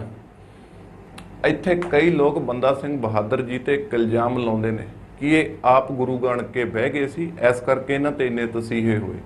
ਅੱਛਾ ਜੀ, ਫਿਰ ਦਸਮ ਪਾਤਸ਼ਾਹ ਤਾਂ ਆਪ ਹੀ ਗੁਰੂ ਸੀ। ਉਹਨਾਂ ਨੇ ਕੀ ਨਹੀਂ ਕੀਤਾ ਆਪਦੀ ਸਾਰੀ ਜ਼ਿੰਦਗੀ 'ਚ? ਸਾਰਾ ਪਰਿਵਾਰ ਸ਼ਹੀਦ, 4 ਬੱਚੇ ਸ਼ਹੀਦ, ਥੋੜ੍ਹੀਆਂ ਔਕੜਾਂ ਆਈਆਂ। ਪਰ ਜੇ ਬੰਦਾ ਬਹਾਦਰ ਆਪ ਗੁਰੂ ਬਣ ਕੇ ਬਹਿ ਗਿਆ ਸੀ, ਜਿਵੇਂ ਡਾਕਟਰ ਗੰਡਾ ਸਿੰਘ ਕਹਿੰਦੇ ਨੇ, ਇਸ ਗੱਲ ਦਾ ਖੰਡਨ ਕਰਦੇ ਨੇ ਕਿ ਇਹ ਗੁਰੂ ਨਹੀਂ ਸੀ ਬਣਿਆ, ਕਿਉਂਕਿ ਜਿਹੜੇ ਸਿੱਕੇ ਬੰਦਾ ਸਿੰਘ ਬਹਾਦਰ ਨੇ ਚਲਾਏ, ਉਹਨਾਂ ਸਿੱਕਿਆਂ ਤੇ ਲਿਖਿਆ ਹੋਇਆ ਸੀ ਗੁਰੂ ਨਾਨਕ ਪਾਤਸ਼ਾਹ ਤੇ ਦਸਮ ਪਾਤਸ਼ਾਹ ਦਾ ਨਾਮ। ਫਿਰ ਇੱਕ ਇੱਥੇ ਗੱਲ ਆਪਾਂ ਪੜਾਂਗੇ ਜ਼ਮੀਨ ਬਾਹੀਕਾਰ ਕੀ, ਕਿ ਜਿਹੜੀਆਂ ਅੱਜ ਸਾਡੇ ਕੋਲ ਜ਼ਮੀਨਾਂ ਨੇ, ਕੀ ਉਹ ਬਾਬਾ ਬੰਦਾ ਸਿੰਘ ਬਹਾਦਰ ਦੀਆਂ ਦਿੱਤੀਆਂ ਹੋਈਆਂ ਨੇ? ਹਾਂ ਜਾਂ ਨਾ? ਇਹ ਦੋਨੇ ਗੱਲਾਂ ਆਪਾਂ ਇੱਥੇ ਦੇਖਣੀਆਂ ਨੇ। ਬੰਦਾ ਸਿੰਘ ਬਹਾਦਰ ਜੀ ਨੇ ਜੋ ਸਮਾਣੇ 'ਚ ਕੀਤਾ, ਉਸ ਤੋਂ ਬਾਅਦ ਆਪਾਂ ਸਢੌਰਾ ਦੇਖਾਂਗੇ, ਫਿਰ ਆਪਾਂ ਚੱਪੜਚਿੜੀ ਦੀ ਜੰਗ ਦੇਖਾਂਗੇ, ਉਸ ਤੋਂ ਬਾਅਦ ਆਪਾਂ ਦੇਖਾਂਗੇ ਕਿ ਕਿਵੇਂ ਬਾਬਾ ਬੰਦਾ ਸਿੰਘ ਬਹਾਦਰ ਜੀ ਨੂੰ ਫੜਿਆ ਗਿਆ। ਉਹਨਾਂ ਦੇ ਨਾਲ ਜਿਹੜੇ ਸਿੱਖ ਫੜੇ ਗਏ, ਉਹਨਾਂ ਨੂੰ 100-100 ਕਰਕੇ ਰੋਜ਼ ਮਾਰਿਆ ਗਿਆ। ਇਹ ਸਿੱਖਾਂ ਨੂੰ ਇੱਕ ਸਿਗਨਲ ਦਿੱਤਾ ਗਿਆ ਸੀ ਵੀ ਜੇ ਤੁਸੀਂ ਸਾਡੀ ਹਕੂਮਤ ਅੱਗੇ, ਮੁਗਲ ਹਕੂਮਤ ਅੱਗੇ ਸਿਰ ਚੱਕੋਗੇ ਤਾਂ ਆਹ ਤੁਹਾਡੇ ਨਾਲ ਕੀਤਾ ਜਾਊਗਾ। ਉਸ ਤੋਂ ਬਾਅਦ ਜਦੋਂ ਇੱਥੇ ਸਿੱਖਾਂ ਦੇ ਸਿਰਾਂ ਦੇ ਮੁੱਲ ਪੈਣ ਲੱਗੇ ਜੀ ਬਾਬਾ ਬੰਦਾ ਸਿੰਘ ਬਹਾਦਰ ਦੇ ਜਾਣ ਤੋਂ ਬਾਅਦ, ਤਾਂ ਸਿੱਖਾਂ ਨੂੰ ਮਜਬੂਰੀ ਬਸ ਜੰਗਲਾਂ ਦਾ, ਪਹਾੜਾਂ ਦਾ ਰੁੱਖ ਕਰਨਾ ਪਿਆ। ਹੋਰ ਕੋਈ ਰਾਹ ਹੀ ਨਹੀਂ ਸੀ ਜੀ। ਜਿਹੜਾ ਸਿੱਖ ਮਿਲਦਾ ਸੀ ਉਹਦਾ ਸਿਰ ਵੱਢ ਕੇ ਲਿਆਓ ਤੇ ਸਰਕਾਰ ਕੋਲੋਂ ਨਗਦ ਨਾਮ ਲੈ ਜਾਓ। ਇਹ ਉਦੋਂ ਦਾ ਕੰਮ ਸੀ। ਫਿਰ ਜੀ ਆ ਕੇ ਆਪਣਾ ਨਵਾਬ ਕਪੂਰ ਸਿੰਘ ਜੀ ਨੂੰ ਨਵਾਬੀ ਮਿਲਦੀ ਹੈ। ਪਹਿਲੇ ਨਵਾਬ ਹੋਏ ਨੇ ਸਾਡੇ ਸਿੱਖਾਂ ਦੇ ਸਰਦਾਰ ਕਪੂਰ ਸਿੰਘ ਜੀ। ਜ਼ਕਰੀਆ ਖਾਨ ਵੱਲੋਂ ਕੋਸ਼ਿਸ਼ ਕੀਤੀ ਗਈ, ਉਹਨੂੰ ਸ਼ਾਇਦ ਸਮਝ ਆ ਗਿਆ ਸੀ ਕਿ ਇਹ ਕੌਮ ਨਹੀਂ ਮੰਨਣ ਵਾਲੀ ਹਥਿਆਰਾਂ ਨਾਲ ਤਾਂ ਕਦੇ ਵੀ ਨਹੀਂ, ਕਿਉਂਕਿ ਸ਼ਸਤਰ ਤੇ ਸ਼ਾਸਤਰ ਦਾ ਪ੍ਰਾਵਧਾਨ ਹੈ ਜਿਹੜਾ ਉਹ ਸਾਨੂੰ 6ਵੇਂ ਗੁਰੂ ਨੇ ਪਹਿਲਾਂ ਹੀ ਦੇਤਾ ਸੀ। ਫਿਰ ਜਦੋਂ ਨਵਾਬ ਸਿੰਘ ਜੀ ਬਣਦੇ ਨੇ, ਕਪੂਰ ਸਿੰਘ ਜੀ ਨਵਾਬ ਬਣਦੇ ਨੇ, ਉਦੋਂ ਫਿਰ ਉਹ 2 ਜਥੇ ਬਣਾਉਂਦੇ ਨੇ, ਪਹਿਲਾ ਬੁੱਢਾ ਦਲ ਤੇ ਦੂਜਾ ਤਰਨਾ ਦਲ। ਬੁੱਢਾ ਦਲ 'ਚ 40 ਸਾਲ ਤੋਂ ਉੱਤੇ, ਤਰਨਾ ਦਲ 'ਚ ਛੋਟੇ। ਫਿਰ ਆਪਾਂ ਦੇਖਾਂਗੇ ਦਲ ਖਾਲਸੇ ਦਾ ਜਦੋਂ ਗਠਨ ਹੁੰਦਾ 1748 ਦੇ ਵਿੱਚ, 1748 ਦੇ ਵਿੱਚ, ਜਿਹਦੇ ਵਿੱਚ ਇਹਨਾਂ ਦਾ ਹੈੱਡ ਬਣਾਇਆ ਜਾਂਦਾ ਨਵਾਬ ਕਪੂਰ ਸਿੰਘ ਜੀ ਨੂੰ, ਤੇ ਕਮਾਂਡਰ ਐਂਡ ਚੀਫ ਤੇ ਫੌਜ ਦਾ ਸਿਪਾਹ ਸਲਾਰ, ਫੌਜ ਦਾ ਹੈੱਡ ਬਣਾਇਆ ਜਾਂਦਾ ਜੀ ਜੱਸਾ ਸਿੰਘ ਆਹਲੂਵਾਲੀਏ ਨੂੰ। ਰਣਜੀਤ ਬਾਵੇ ਨੇ ਇੱਥੇ ਫਿਰ ਗਾਇਆ, ਚੇਤੇ ਨਹੀਂ ਉਹ ਜੱਸਾ ਸਿੰਘ ਆਹਲੂਵਾਲੀਆ। ਤਾਂ ਅੱਗੇ ਤੋਂ ਜਦੋਂ ਆਪਾਂ ਇੱਥੇ ਜੱਸਾ ਸਿੰਘ ਆਹਲੂਵਾਲੀਏ ਨੂੰ ਪੜਾਂਗੇ ਤਾਂ ਉੱਤੇ ਥੱਲੇ ਰਣਜੀਤ ਬਾਵਾ ਜੀ ਦੇ ਕਮੈਂਟ ਕਰ ਦਿਓ ਕਿ ਸਾਨੂੰ ਪਤਾ ਹੈ ਜੀ ਜੱਸਾ ਸਿੰਘ ਆਹਲੂਵਾਲੀਆ ਕੌਣ ਸੀ। ਤੇ ਤੁਹਾਡਾ ਵੀ ਧੰਨਵਾਦ, ਤੁਸੀਂ ਸਾਡਾ ਇੱਧਰ ਧਿਆਨ ਪਵਾਇਆ। ਫਿਰ ਆਪਾਂ ਦੇਖਾਂਗੇ ਸਿੱਖਾਂ ਦੀਆਂ ਮਿਸਲਾਂ ਕਿਵੇਂ ਬਣਦੀਆਂ ਨੇ। ਇੱਥੇ ਕੁਝ ਇਤਿਹਾਸਕਾਰ 12 ਮਿਸਲਾਂ ਕਹਿੰਦੇ ਨੇ, ਕੁਝ 11 ਕਹਿੰਦੇ ਨੇ, ਕਿਉਂਕਿ ਕਈ ਜਿਹੜੀ ਆਪਣੀ ਫੂਲਕਿਆਂ ਮਿਸਲ ਸੀ ਆਲਾ ਸਿੰਘ ਵਾਲੀ, ਉਹਨੂੰ ਸਿੱਖ ਮਿਸਲਾਂ ਦਾ ਹਿੱਸਾ ਨਹੀਂ ਮੰਨਦੇ। ਇਹ ਆਪਾਂ ਅੱਗੇ ਦੇਖਾਂਗੇ। ਫਿਰ ਆਉਂਦਾ ਜੀ ਟਾਈਮ ਮਹਾਰਾਜਾ ਰਣਜੀਤ ਸਿੰਘ ਸਾਹਿਬ ਦਾ। ਮਹਾਰਾਜਾ ਰਣਜੀਤ ਸਿੰਘ ਦਾ ਰਾਜ ਜੀ ਦੂਜਿਆਂ ਤੋਂ ਵੱਖਰਾ ਹੈ। ਇਹਦੇ ਵਿੱਚ ਕੁਝ ਇਹੋ ਜਿਹੀਆਂ ਖਾਸੀਅਤਾਂ ਨੇ ਜਿਹੜੀਆਂ ਆਪਾਂ ਨੂੰ ਇੱਥੋਂ ਤੱਕ ਦੇਖਣ ਨੂੰ ਨਹੀਂ ਮਿਲਦੀਆਂ। ਅੱਛਾ, ਮੁਗਲ ਕਾਲ ਦੇ ਵਿੱਚ ਵੀ ਇੱਕ ਸੂਰਮਾ ਹੋਇਆ ਜਿਹਦਾ ਨਾਮ ਸੀ ਜੀ ਸ਼ੇਰ ਸ਼ਾਹ ਸੂਰੀ। ਜਿਹੜੀ ਅੱਜ ਰੁਪਈਆ ਸਾਡੇ ਭਾਰਤ ਦੀ ਕਰੰਸੀ ਹੈ, ਇਹ ਸ਼ੇਰ ਸ਼ਾਹ ਸੂਰੀ ਦੀ ਦੇਣ ਹੈ। ਜਿਹੜੇ ਅੱਜ ਸਾਡੇ ਜੀਟੀ ਰੋਡ ਨੇ, ਜਿਹਨੂੰ ਅਸੀਂ ਗ੍ਰੈਂਡ ਟਰੱਕ ਰੋਡ ਕਹਿੰਦੇ ਆ, ਇਹ ਵੀ ਸ਼ੇਰ ਸ਼ਾਹ ਸੂਰੀ ਸਾਹਿਬ ਦੀ ਦੇਣ ਹੈ। ਪਿੱਛੋਂ ਸੀ ਇਹ ਬਿਹਾਰ ਦੇ। ਜਿਵੇਂ ਇਹਨਾਂ ਨੇ ਮੁਗਲਾਂ ਦਾ ਟਾਕਰਾ ਕੀਤਾ, ਉਹ ਸਾਰਾ ਵੀ ਆਪਾਂ ਇਤਿਹਾਸਿਕ ਪੱਖ ਨਾਲ ਦੇਖਣ ਦੀ ਕੋਸ਼ਿਸ਼ ਕਰਾਂਗੇ। ਆ ਜਾਈਏ ਜੀ ਵਾਪਸ ਮਹਾਰਾਜਾ ਰਣਜੀਤ ਸਿੰਘ ਸਾਹਿਬ ਤੇ। 1799 ਵਿੱਚ ਇਹਨਾਂ ਨੇ ਰਾਜ ਕਾਬਜ ਕਰ ਲਿਆ, ਰਾਜ ਆਪਦਾ ਕਾਇਮ ਕਰ ਲਿਆ। ਇਹ ਖੁਦ ਵੀ ਇੱਕ ਮਿਸਲ ਚੋਂ ਹੀ ਸੀਗੇ ਜੀ। ਸੁਖਰ ਚੱਕੀਆ ਇਹਨਾਂ ਦੀ ਮਿਸਲ ਦਾ ਨਾਮ ਸੀ। ਜਿਹੜੀਆਂ ਇੱਥੇ 12 ਮਿਸਲਾਂ ਬਣੀਆਂ, ਉਹਨਾਂ ਚੋਂ ਇੱਕ ਰਣਜੀਤ ਸਿੰਘ ਸਾਹਿਬ ਦੀ ਮਿਸਲ ਵੀ ਸੀ। ਜਿਵੇਂ ਜੱਸਾ ਸਿੰਘ ਰਾਮਗੜੀਆ ਸਾਹਿਬ ਦੀ ਮਿਸਲ ਸੀ, ਰਾਮਗੜੀਆ। ਨਵਾਬ ਕਪੂਰ ਸਿੰਘ ਵੀ ਇੱਕ ਮਿਸਲ ਤੋਂ ਸੀ, ਫੈਜ਼ਲਪੁਰੀਆ ਮਿਸਲ ਦਾ ਨਾਮ ਸੀ ਜੀ। ਇਹ ਰਾਜ ਦੀ ਜਦੋਂ ਆਪਾਂ ਗੱਲ ਕਰਦੇ ਹਾਂ ਤਾਂ ਇਸ ਤੋਂ ਉੱਤੇ ਰਾਜ ਇਤਿਹਾਸ ਦੇ ਵਿੱਚ ਸ਼ਾਇਦ ਕਿਤੇ ਨਹੀਂ ਮਿਲਦਾ ਜੀ। ਜਿਵੇਂ ਕਾਲ ਪੈਣ ਤੇ ਰਣਜੀਤ ਸਿੰਘ ਨੇ ਆਪਦੇ ਖਜ਼ਾਨੇ ਦੇ ਭੰਡਾਰ ਖੋਲ੍ਹੇ ਕਿ ਲੋਕਾਂ ਨੂੰ ਮੇਰੇ ਰਾਜ ਦੇ ਵਿੱਚ ਕੋਈ ਭੁੱਖਾ ਨਹੀਂ ਮਰਨਾ ਚਾਹੀਦਾ, ਪਰ ਜਦੋਂ ਵੀ ਗੱਲ ਮਹਾਰਾਜਾ ਰਣਜੀਤ ਸਿੰਘ ਸਾਹਿਬ ਦੀ ਹੋਊਗੀ ਤਾਂ ਕੁਝ ਪਰਸਨੈਲਿਟੀਜ਼ ਦਾ ਸਾਨੂੰ ਜ਼ਿਕਰ ਕਰਨਾ ਪਊਗਾ। ਜਿਵੇਂ ਅਕਾਲੀ ਫੂਲਾ ਸਿੰਘ, ਸਰਦਾਰ ਹਰੀ ਸਿੰਘ ਨਲੂਆ, ਜਰਨਲ ਜ਼ੋਰਾਵਰ ਸਿੰਘ। ਉਹ ਜਰਨਲ ਜ਼ੋਰਾਵਰ ਸਿੰਘ ਜਿਹਨੂੰ ਲੋਕ ਭੁੱਲ ਗਏ ਆ, ਜਿਹਨੇ ਸਾਨੂੰ ਜਿੱਤ ਕੇ ਦਿੱਤਾ ਲਦਾਖ। ਅੱਜ ਵੀ ਜੇ ਲੇਹ ਕਦੇ ਘੁੰਮਣ ਜਾਓ ਨਾ ਤਾਂ ਜਰਨਲ ਜ਼ੋਰਾਵਰ ਸਿੰਘ ਦਾ ਕਿਲਾ ਜ਼ਰੂਰ ਦੇਖ ਕੇ ਆਇਓ। ਆਪਾਂ ਪਤਾ ਨਹੀਂ ਕਿਉਂ ਆਪਣੀਆਂ ਇਤਿਹਾਸਿਕ ਵਿਰਾਸਤਾਂ ਨੂੰ ਨਹੀਂ ਸਾਂਭਦੇ, ਜ਼ਰੂਰ ਜਾਇਓ। ਜਦੋਂ ਇੱਥੇ ਆਪਾਂ ਦੇਖਾਂਗੇ ਜਰਨਲ ਜ਼ੋਰਾਵਰ ਸਿੰਘ ਨੂੰ, ਅਕਾਲੀ ਫੂਲਾ ਸਿੰਘ ਜੀ ਨੂੰ, ਸਰਦਾਰ ਹਰੀ ਸਿੰਘ ਨਲੂਏ ਨੂੰ, ਤਾਂ ਆਪਾਂ ਨਾਲ ਦੇਖਾਂਗੇ ਡੋਗਰਿਆਂ ਨੂੰ, ਜਿਨ੍ਹਾਂ ਨੇ ਮਹਾਰਾਜਾ ਰਣਜੀਤ ਸਿੰਘ ਸਾਹਿਬ ਦੀ ਪਿੱਠ ਤੇ ਛੁਰਾ ਮਾਰਿਆ ਜੰਮੂ ਐਂਡ ਕਸ਼ਮੀਰ ਲੈਣ ਵਾਸਤੇ। ਅੱਜ ਵੀ ਜੰਮੂ ਐਂਡ ਕਸ਼ਮੀਰ ਜੋ ਭੁਗਤ ਰਿਹਾ, ਜਿਹੜਾ ਉਹਨਾਂ ਦਾ ਭਾਰਤ ਨਾਲ ਵਿਵਾਦ ਚੱਲ ਰਿਹਾ, ਉਹਦੇ ਵਿੱਚ ਕਿਤੇ ਨਾ ਕਿਤੇ ਜ਼ਿੰਮੇਵਾਰ ਡੋਗਰੇ ਵੀ ਨੇ ਜੀ। ਉਹ ਆਪਾਂ ਅੱਗੇ ਦੇਖਾਂਗੇ ਗੱਲ ਕੀ ਹੈ। ਸਾਡੇ ਲੋਕਾਂ ਨੇ ਜੀ 2 ਜੰਗਾਂ ਵਿੱਚ ਗੋਰਿਆਂ ਦਾ ਸਾਥ ਦਿੱਤਾ, world war 1, world war 1 and world war 2। ਪਹਿਲੀ ਤੇ ਦੂਜੀ ਦੁਨੀਆ ਪੱਧਰ ਤੇ ਜਿਹੜੀਆਂ ਜੰਗਾਂ ਹੋਈਆਂ, ਪਹਿਲੀ ਜੰਗ ਦੇ ਵਿੱਚ ਜੀ ਸਾਡੇ ਲੋਕਾਂ ਨੇ ਇਹਨਾਂ ਦਾ ਇੰਨਾ ਕੁ ਸਾਥ ਦਿੱਤਾ ਕਿ ਮੈਂ ਤੁਹਾਨੂੰ ਇੱਕ ਐਗਜ਼ਾਮਪਲ ਦਿੰਦਾ। ਢੋਲਬਾਹਾ ਇੱਕ ਪਿੰਡ ਹੈ ਜੀ, ਡਿਸਟ੍ਰਿਕਟ ਹੁਸ਼ਿਆਰਪੁਰ ਦੇ ਵਿੱਚ। ਉਸ ਇੱਕ ਪਿੰਡ ਚੋਂ ਇਹਨਾਂ ਗੋਰਿਆਂ ਵਾਸਤੇ ਸਾਡੇ 73 ਜਵਾਨ ਲੜਦੇ ਪਏ ਸੀ ਸਾਡੇ ਪੰਜਾਬ ਦੇ ਇੱਕ ਪਿੰਡ ਚੋਂ, ਤੇ ਉਹਨਾਂ ਚੋਂ 8 ਉੱਥੇ ਸ਼ਹੀਦ ਵੀ ਹੋਏ। ਅੱਜ ਵੀ ਉਹ ਸਿੱਲ ਉੱਥੇ ਪਿੰਡ 'ਚ ਲੱਗੀ ਹੋਈ ਹੈ ਜਿਨ੍ਹਾਂ ਤੇ ਉਹ 8 ਦੇ ਨਾਂ ਲਿਖੇ ਨੇ। ਪਰ ਜੇ ਮੈਂ ਗੱਲ ਕਰਾਂ ਪਿੱਛੇ ਜੇ ਜਦੋਂ ਪੰਜਾਬ ਦੀ ਕੈਪਟਨ ਸਰਕਾਰ ਨੇ ਉਹਨਾਂ ਯੋਧਿਆਂ ਦੀ ਇਸ ਜੰਗ ਦੀ ਵਰਲਡ ਵਾਰ 1 ਦਾ ਜਦੋਂ 100 ਸਾਲਾ ਮਨਾਇਆ ਨਾ ਤਾਂ ਇਸ ਪਿੰਡ ਚੋਂ ਉਹਨਾਂ 73 ਚੋਂ ਇੱਕ ਵੀ ਬੁਲਾਇਆ। ਚਲੋ ਉਹਨਾਂ ਚੋਂ ਨਾ ਬੁਲਾਉਂਦੇ, ਜਿਹੜੇ 8 ਸ਼ਹੀਦ ਹੋ ਗਏ ਘੱਟੋ ਘੱਟ ਉਹਨਾਂ ਦੇ ਪਰਿਵਾਰ ਚੋਂ ਤਾਂ ਕਿਸੇ ਨੂੰ ਸੱਦਦੇ। ਇਹ ਮੈਂ ਨਹੀਂ ਕਹਿੰਦਾ ਜੀ, ਇੰਡੀਅਨ ਐਕਸਪ੍ਰੈਸ ਦੀ ਰਿਪੋਰਟ ਹੈ, ਜੇ ਕਹੋਗੇ ਮੈਂ ਲਿੰਕ ਸ਼ੇਅਰ ਕਰ ਦੂੰਗਾ। ਇਹ ਹੋ ਗਈ ਜੀ ਗੱਲ ਵਰਲਡ ਵਾਰ 1 ਦੀ। ਯੋਗਦਾਨ ਮੈਂ ਤੁਹਾਨੂੰ ਦੱਸ ਹੀ ਦਿੱਤਾ, ਇੱਕ ਇਕੱਲੇ ਪਿੰਡ ਚੋਂ 73 ਜਣੇ। ਤੇ ਸਾਨੂੰ ਤੋਹਫਾ ਵੀ ਕੁਝ ਦਿੱਤਾ ਹੀ ਹੋਣਾ ਗੋਰਿਆਂ ਨੇ। ਸਾਡੇ ਲੋਕਾਂ ਨੂੰ ਪੂਰੀ ਉਮੀਦ ਸੀ ਕਿ ਇਸ ਤੋਂ ਬਾਅਦ ਗੋਰੇ ਸਾਨੂੰ ਆਜ਼ਾਦ ਕਰ ਦੇਣਗੇ, ਕਿਉਂਕਿ ਅਸੀਂ ਉਹਨਾਂ ਦਾ ਸਾਥ ਹੀ ਇੰਨਾ ਦਿੱਤਾ। ਜੇ ਆਜ਼ਾਦ ਨਾ ਕਰਨਗੇ ਤਾਂ ਸਾਨੂੰ ਇੰਨੇ ਕੁ ਹੱਕ ਹਕੂਕ ਦੇ ਦੇਣਗੇ ਕਿ ਆਜ਼ਾਦੀ ਵਰਗੇ ਅਸੀਂ ਹੋ ਜਾਾਂਗੇ। ਪਰ ਗੋਰਿਆਂ ਨੇ ਸਾਨੂੰ ਦਿੱਤਾ ਕੀ ਜੀ? ਸਾਡੇ ਲੋਕਾਂ ਨੇ ਉਹਨਾਂ ਪਿੱਛੇ ਜਾਨਾਂ ਦਿੱਤੀਆਂ। ਇੱਕ ਪਿੰਡ ਦਾ ਐਗਜ਼ਾਮਪਲ ਮੈਂ ਤੁਹਾਨੂੰ ਦਿੱਤਾ। ਗੋਰਿਆਂ ਨੇ ਸਾਨੂੰ ਪਹਿਲਾ ਤੋਹਫਾ ਦਿੱਤਾ ਜੀ, ਰੌਲਟ ਐਕਟ। ਇਸ ਐਕਟ ਦੇ ਥੱਲੇ ਬਹੁਤ ਸਾਰੀਆਂ ਪਾਬੰਦੀਆਂ ਸਾਡੇ ਤੇ ਲਾ ਦਿੱਤੀਆਂ ਗਈਆਂ। ਇਸ ਐਕਟ ਬਾਰੇ ਜਦੋਂ ਇੱਕ ਚਰਚਾ ਕਰਨ ਵਾਸਤੇ ਲੋਕ ਇਕੱਠੇ ਹੋਏ ਜਲਿਆਂਵਾਲੇ ਬਾਗ ਵਿੱਚ, ਤਾਂ ਜਨਰਲ ਡਾਇਰ ਨੇ ਗੋਲੀਆਂ ਮਾਰ ਕੇ ਉੱਥੇ ਲੋਕ ਭੁੰਨਤੇ। ਡਾਕਟਰ ਕਿਚਲੂ ਸਾਹਿਬ ਵਰਗੇ ਵੀ ਇੱਥੇ ਸੀ, ਜਿਨ੍ਹਾਂ ਨੇ ਬਾਅਦ ਵਿੱਚ ਇਸ ਜਲਿਆਂਵਾਲੇ ਬਾਗ ਵਾਸਤੇ ਪ੍ਰੋਟੈਸਟ ਕੀਤਾ ਤੇ ਅਰੈਸਟ ਹੋਏ। ਉਹਨਾਂ ਦਾ ਵੀ ਆਪਾਂ ਜ਼ਿਕਰ ਕਰਾਂਗੇ। ਅੱਛਾ ਜੀ, ਜਦੋਂ ਗੱਲ ਡਾਇਰ ਦੀ ਚੱਲਦੀ ਹੈ ਤਾਂ ਇੱਥੇ ਇੱਕ ਕਨਫਿਊਜ਼ਨ ਹੈ। ਕੁਝ ਲੋਕ ਕਹਿੰਦੇ ਡਾਇਰ ਕਰਨਲ ਸੀ, ਕੁਝ ਕਹਿੰਦੇ ਡਾਇਰ ਜਰਨਲ ਸੀ। ਇਹ ਆਰਮੀ ਦੇ 2 ਵੱਖੋ ਵੱਖਰੇ ਅਹੁਦੇ ਨੇ। ਆਪਾਂ ਇਹਨਾਂ ਨੂੰ ਦੋਨਾਂ ਨੂੰ ਦੇਖਣ ਦੀ ਜ਼ਿਕਰ ਕੋਸ਼ਿਸ਼ ਕਰਾਂਗੇ ਕਿ ਇਹ ਹੈ ਕੀ ਸੀ। ਉਸ ਤੋਂ ਬਾਅਦ ਇੱਥੇ ਆਪਾਂ ਸਰਦਾਰ ਊਧਮ ਸਿੰਘ ਨੂੰ ਜੋੜਾਂਗੇ ਜੀ, कि सरदार उधम सिंह ने बदला जरनल डायर तो लिया सी कि ओडवायर तो लिया सी, ਜਿਹੜਾ ਲੰਡਨ ਜਾ ਕੇ ਲਿਆ ਇਹਨਾਂ ਨੇ। ਆਪਾਂ ਉਹਦਾ ਵੀ ਜ਼ਿਕਰ ਕਰਾਂਗੇ। ਇੱਥੇ ਆਪਾਂ ਦੋ ਗੱਲਾਂ ਕੀਤੀਆਂ ਨੇ ਕਿ ਡਾਇਰ ਜਰਨਲ ਸੀ ਕਿ ਕਰਨਲ ਸੀ। ਮਾਰਿਆ ਉਧਮ ਸਿੰਘ ਨੇ ਜਰਨਲ ਡਾਇਰ ਸੀ ਕਿ ਓਡਵਾਇਰ ਸੀ, ਇਹ ਦੋਨੇ ਗੱਲਾਂ ਨੂੰ ਆਪਾਂ ਦੇਖਾਂਗੇ। ਆਪਾਂ ਤੋਹਫੇ ਦੇਖ ਲਏ ਜੀ ਜਿਹੜੇ ਗੋਰਿਆਂ ਨੇ ਸਾਨੂੰ ਦਿੱਤੇ। ਇੱਥੇ ਨੇ ਜੀ ਆ ਦੋਨੇ ਤੋਹਫੇ, ਸਾਡੀ ਇਮਾਨਦਾਰੀ ਦੇ ਨੇ ਇਹ। ਉਸ ਤੋਂ ਬਾਅਦ ਭਾਰਤ ਨੇ, ਸਾਡੇ ਲੋਕਾਂ ਨੇ ਇਹਨਾਂ ਦਾ ਦੂਸਰੀ ਵਰਲਡ ਵਾਰ 'ਚ ਸਾਥ ਦਿੱਤਾ। ਉਦੋਂ ਸਾਨੂੰ ਕੀ ਮਿਲਿਆ ਜੀ? ਉਦੋਂ ਸਾਨੂੰ 1947 ਦੀ ਵੰਡ ਦੇ ਗਏ। ਉਹ ਵੰਡ ਦਾ ਮੁੱਦਾ ਕੀ ਸੀ ਜੀ? ਉਹ ਵੰਡ ਦਾ ਮੁੱਦਾ ਸੀ ਧਰਮ।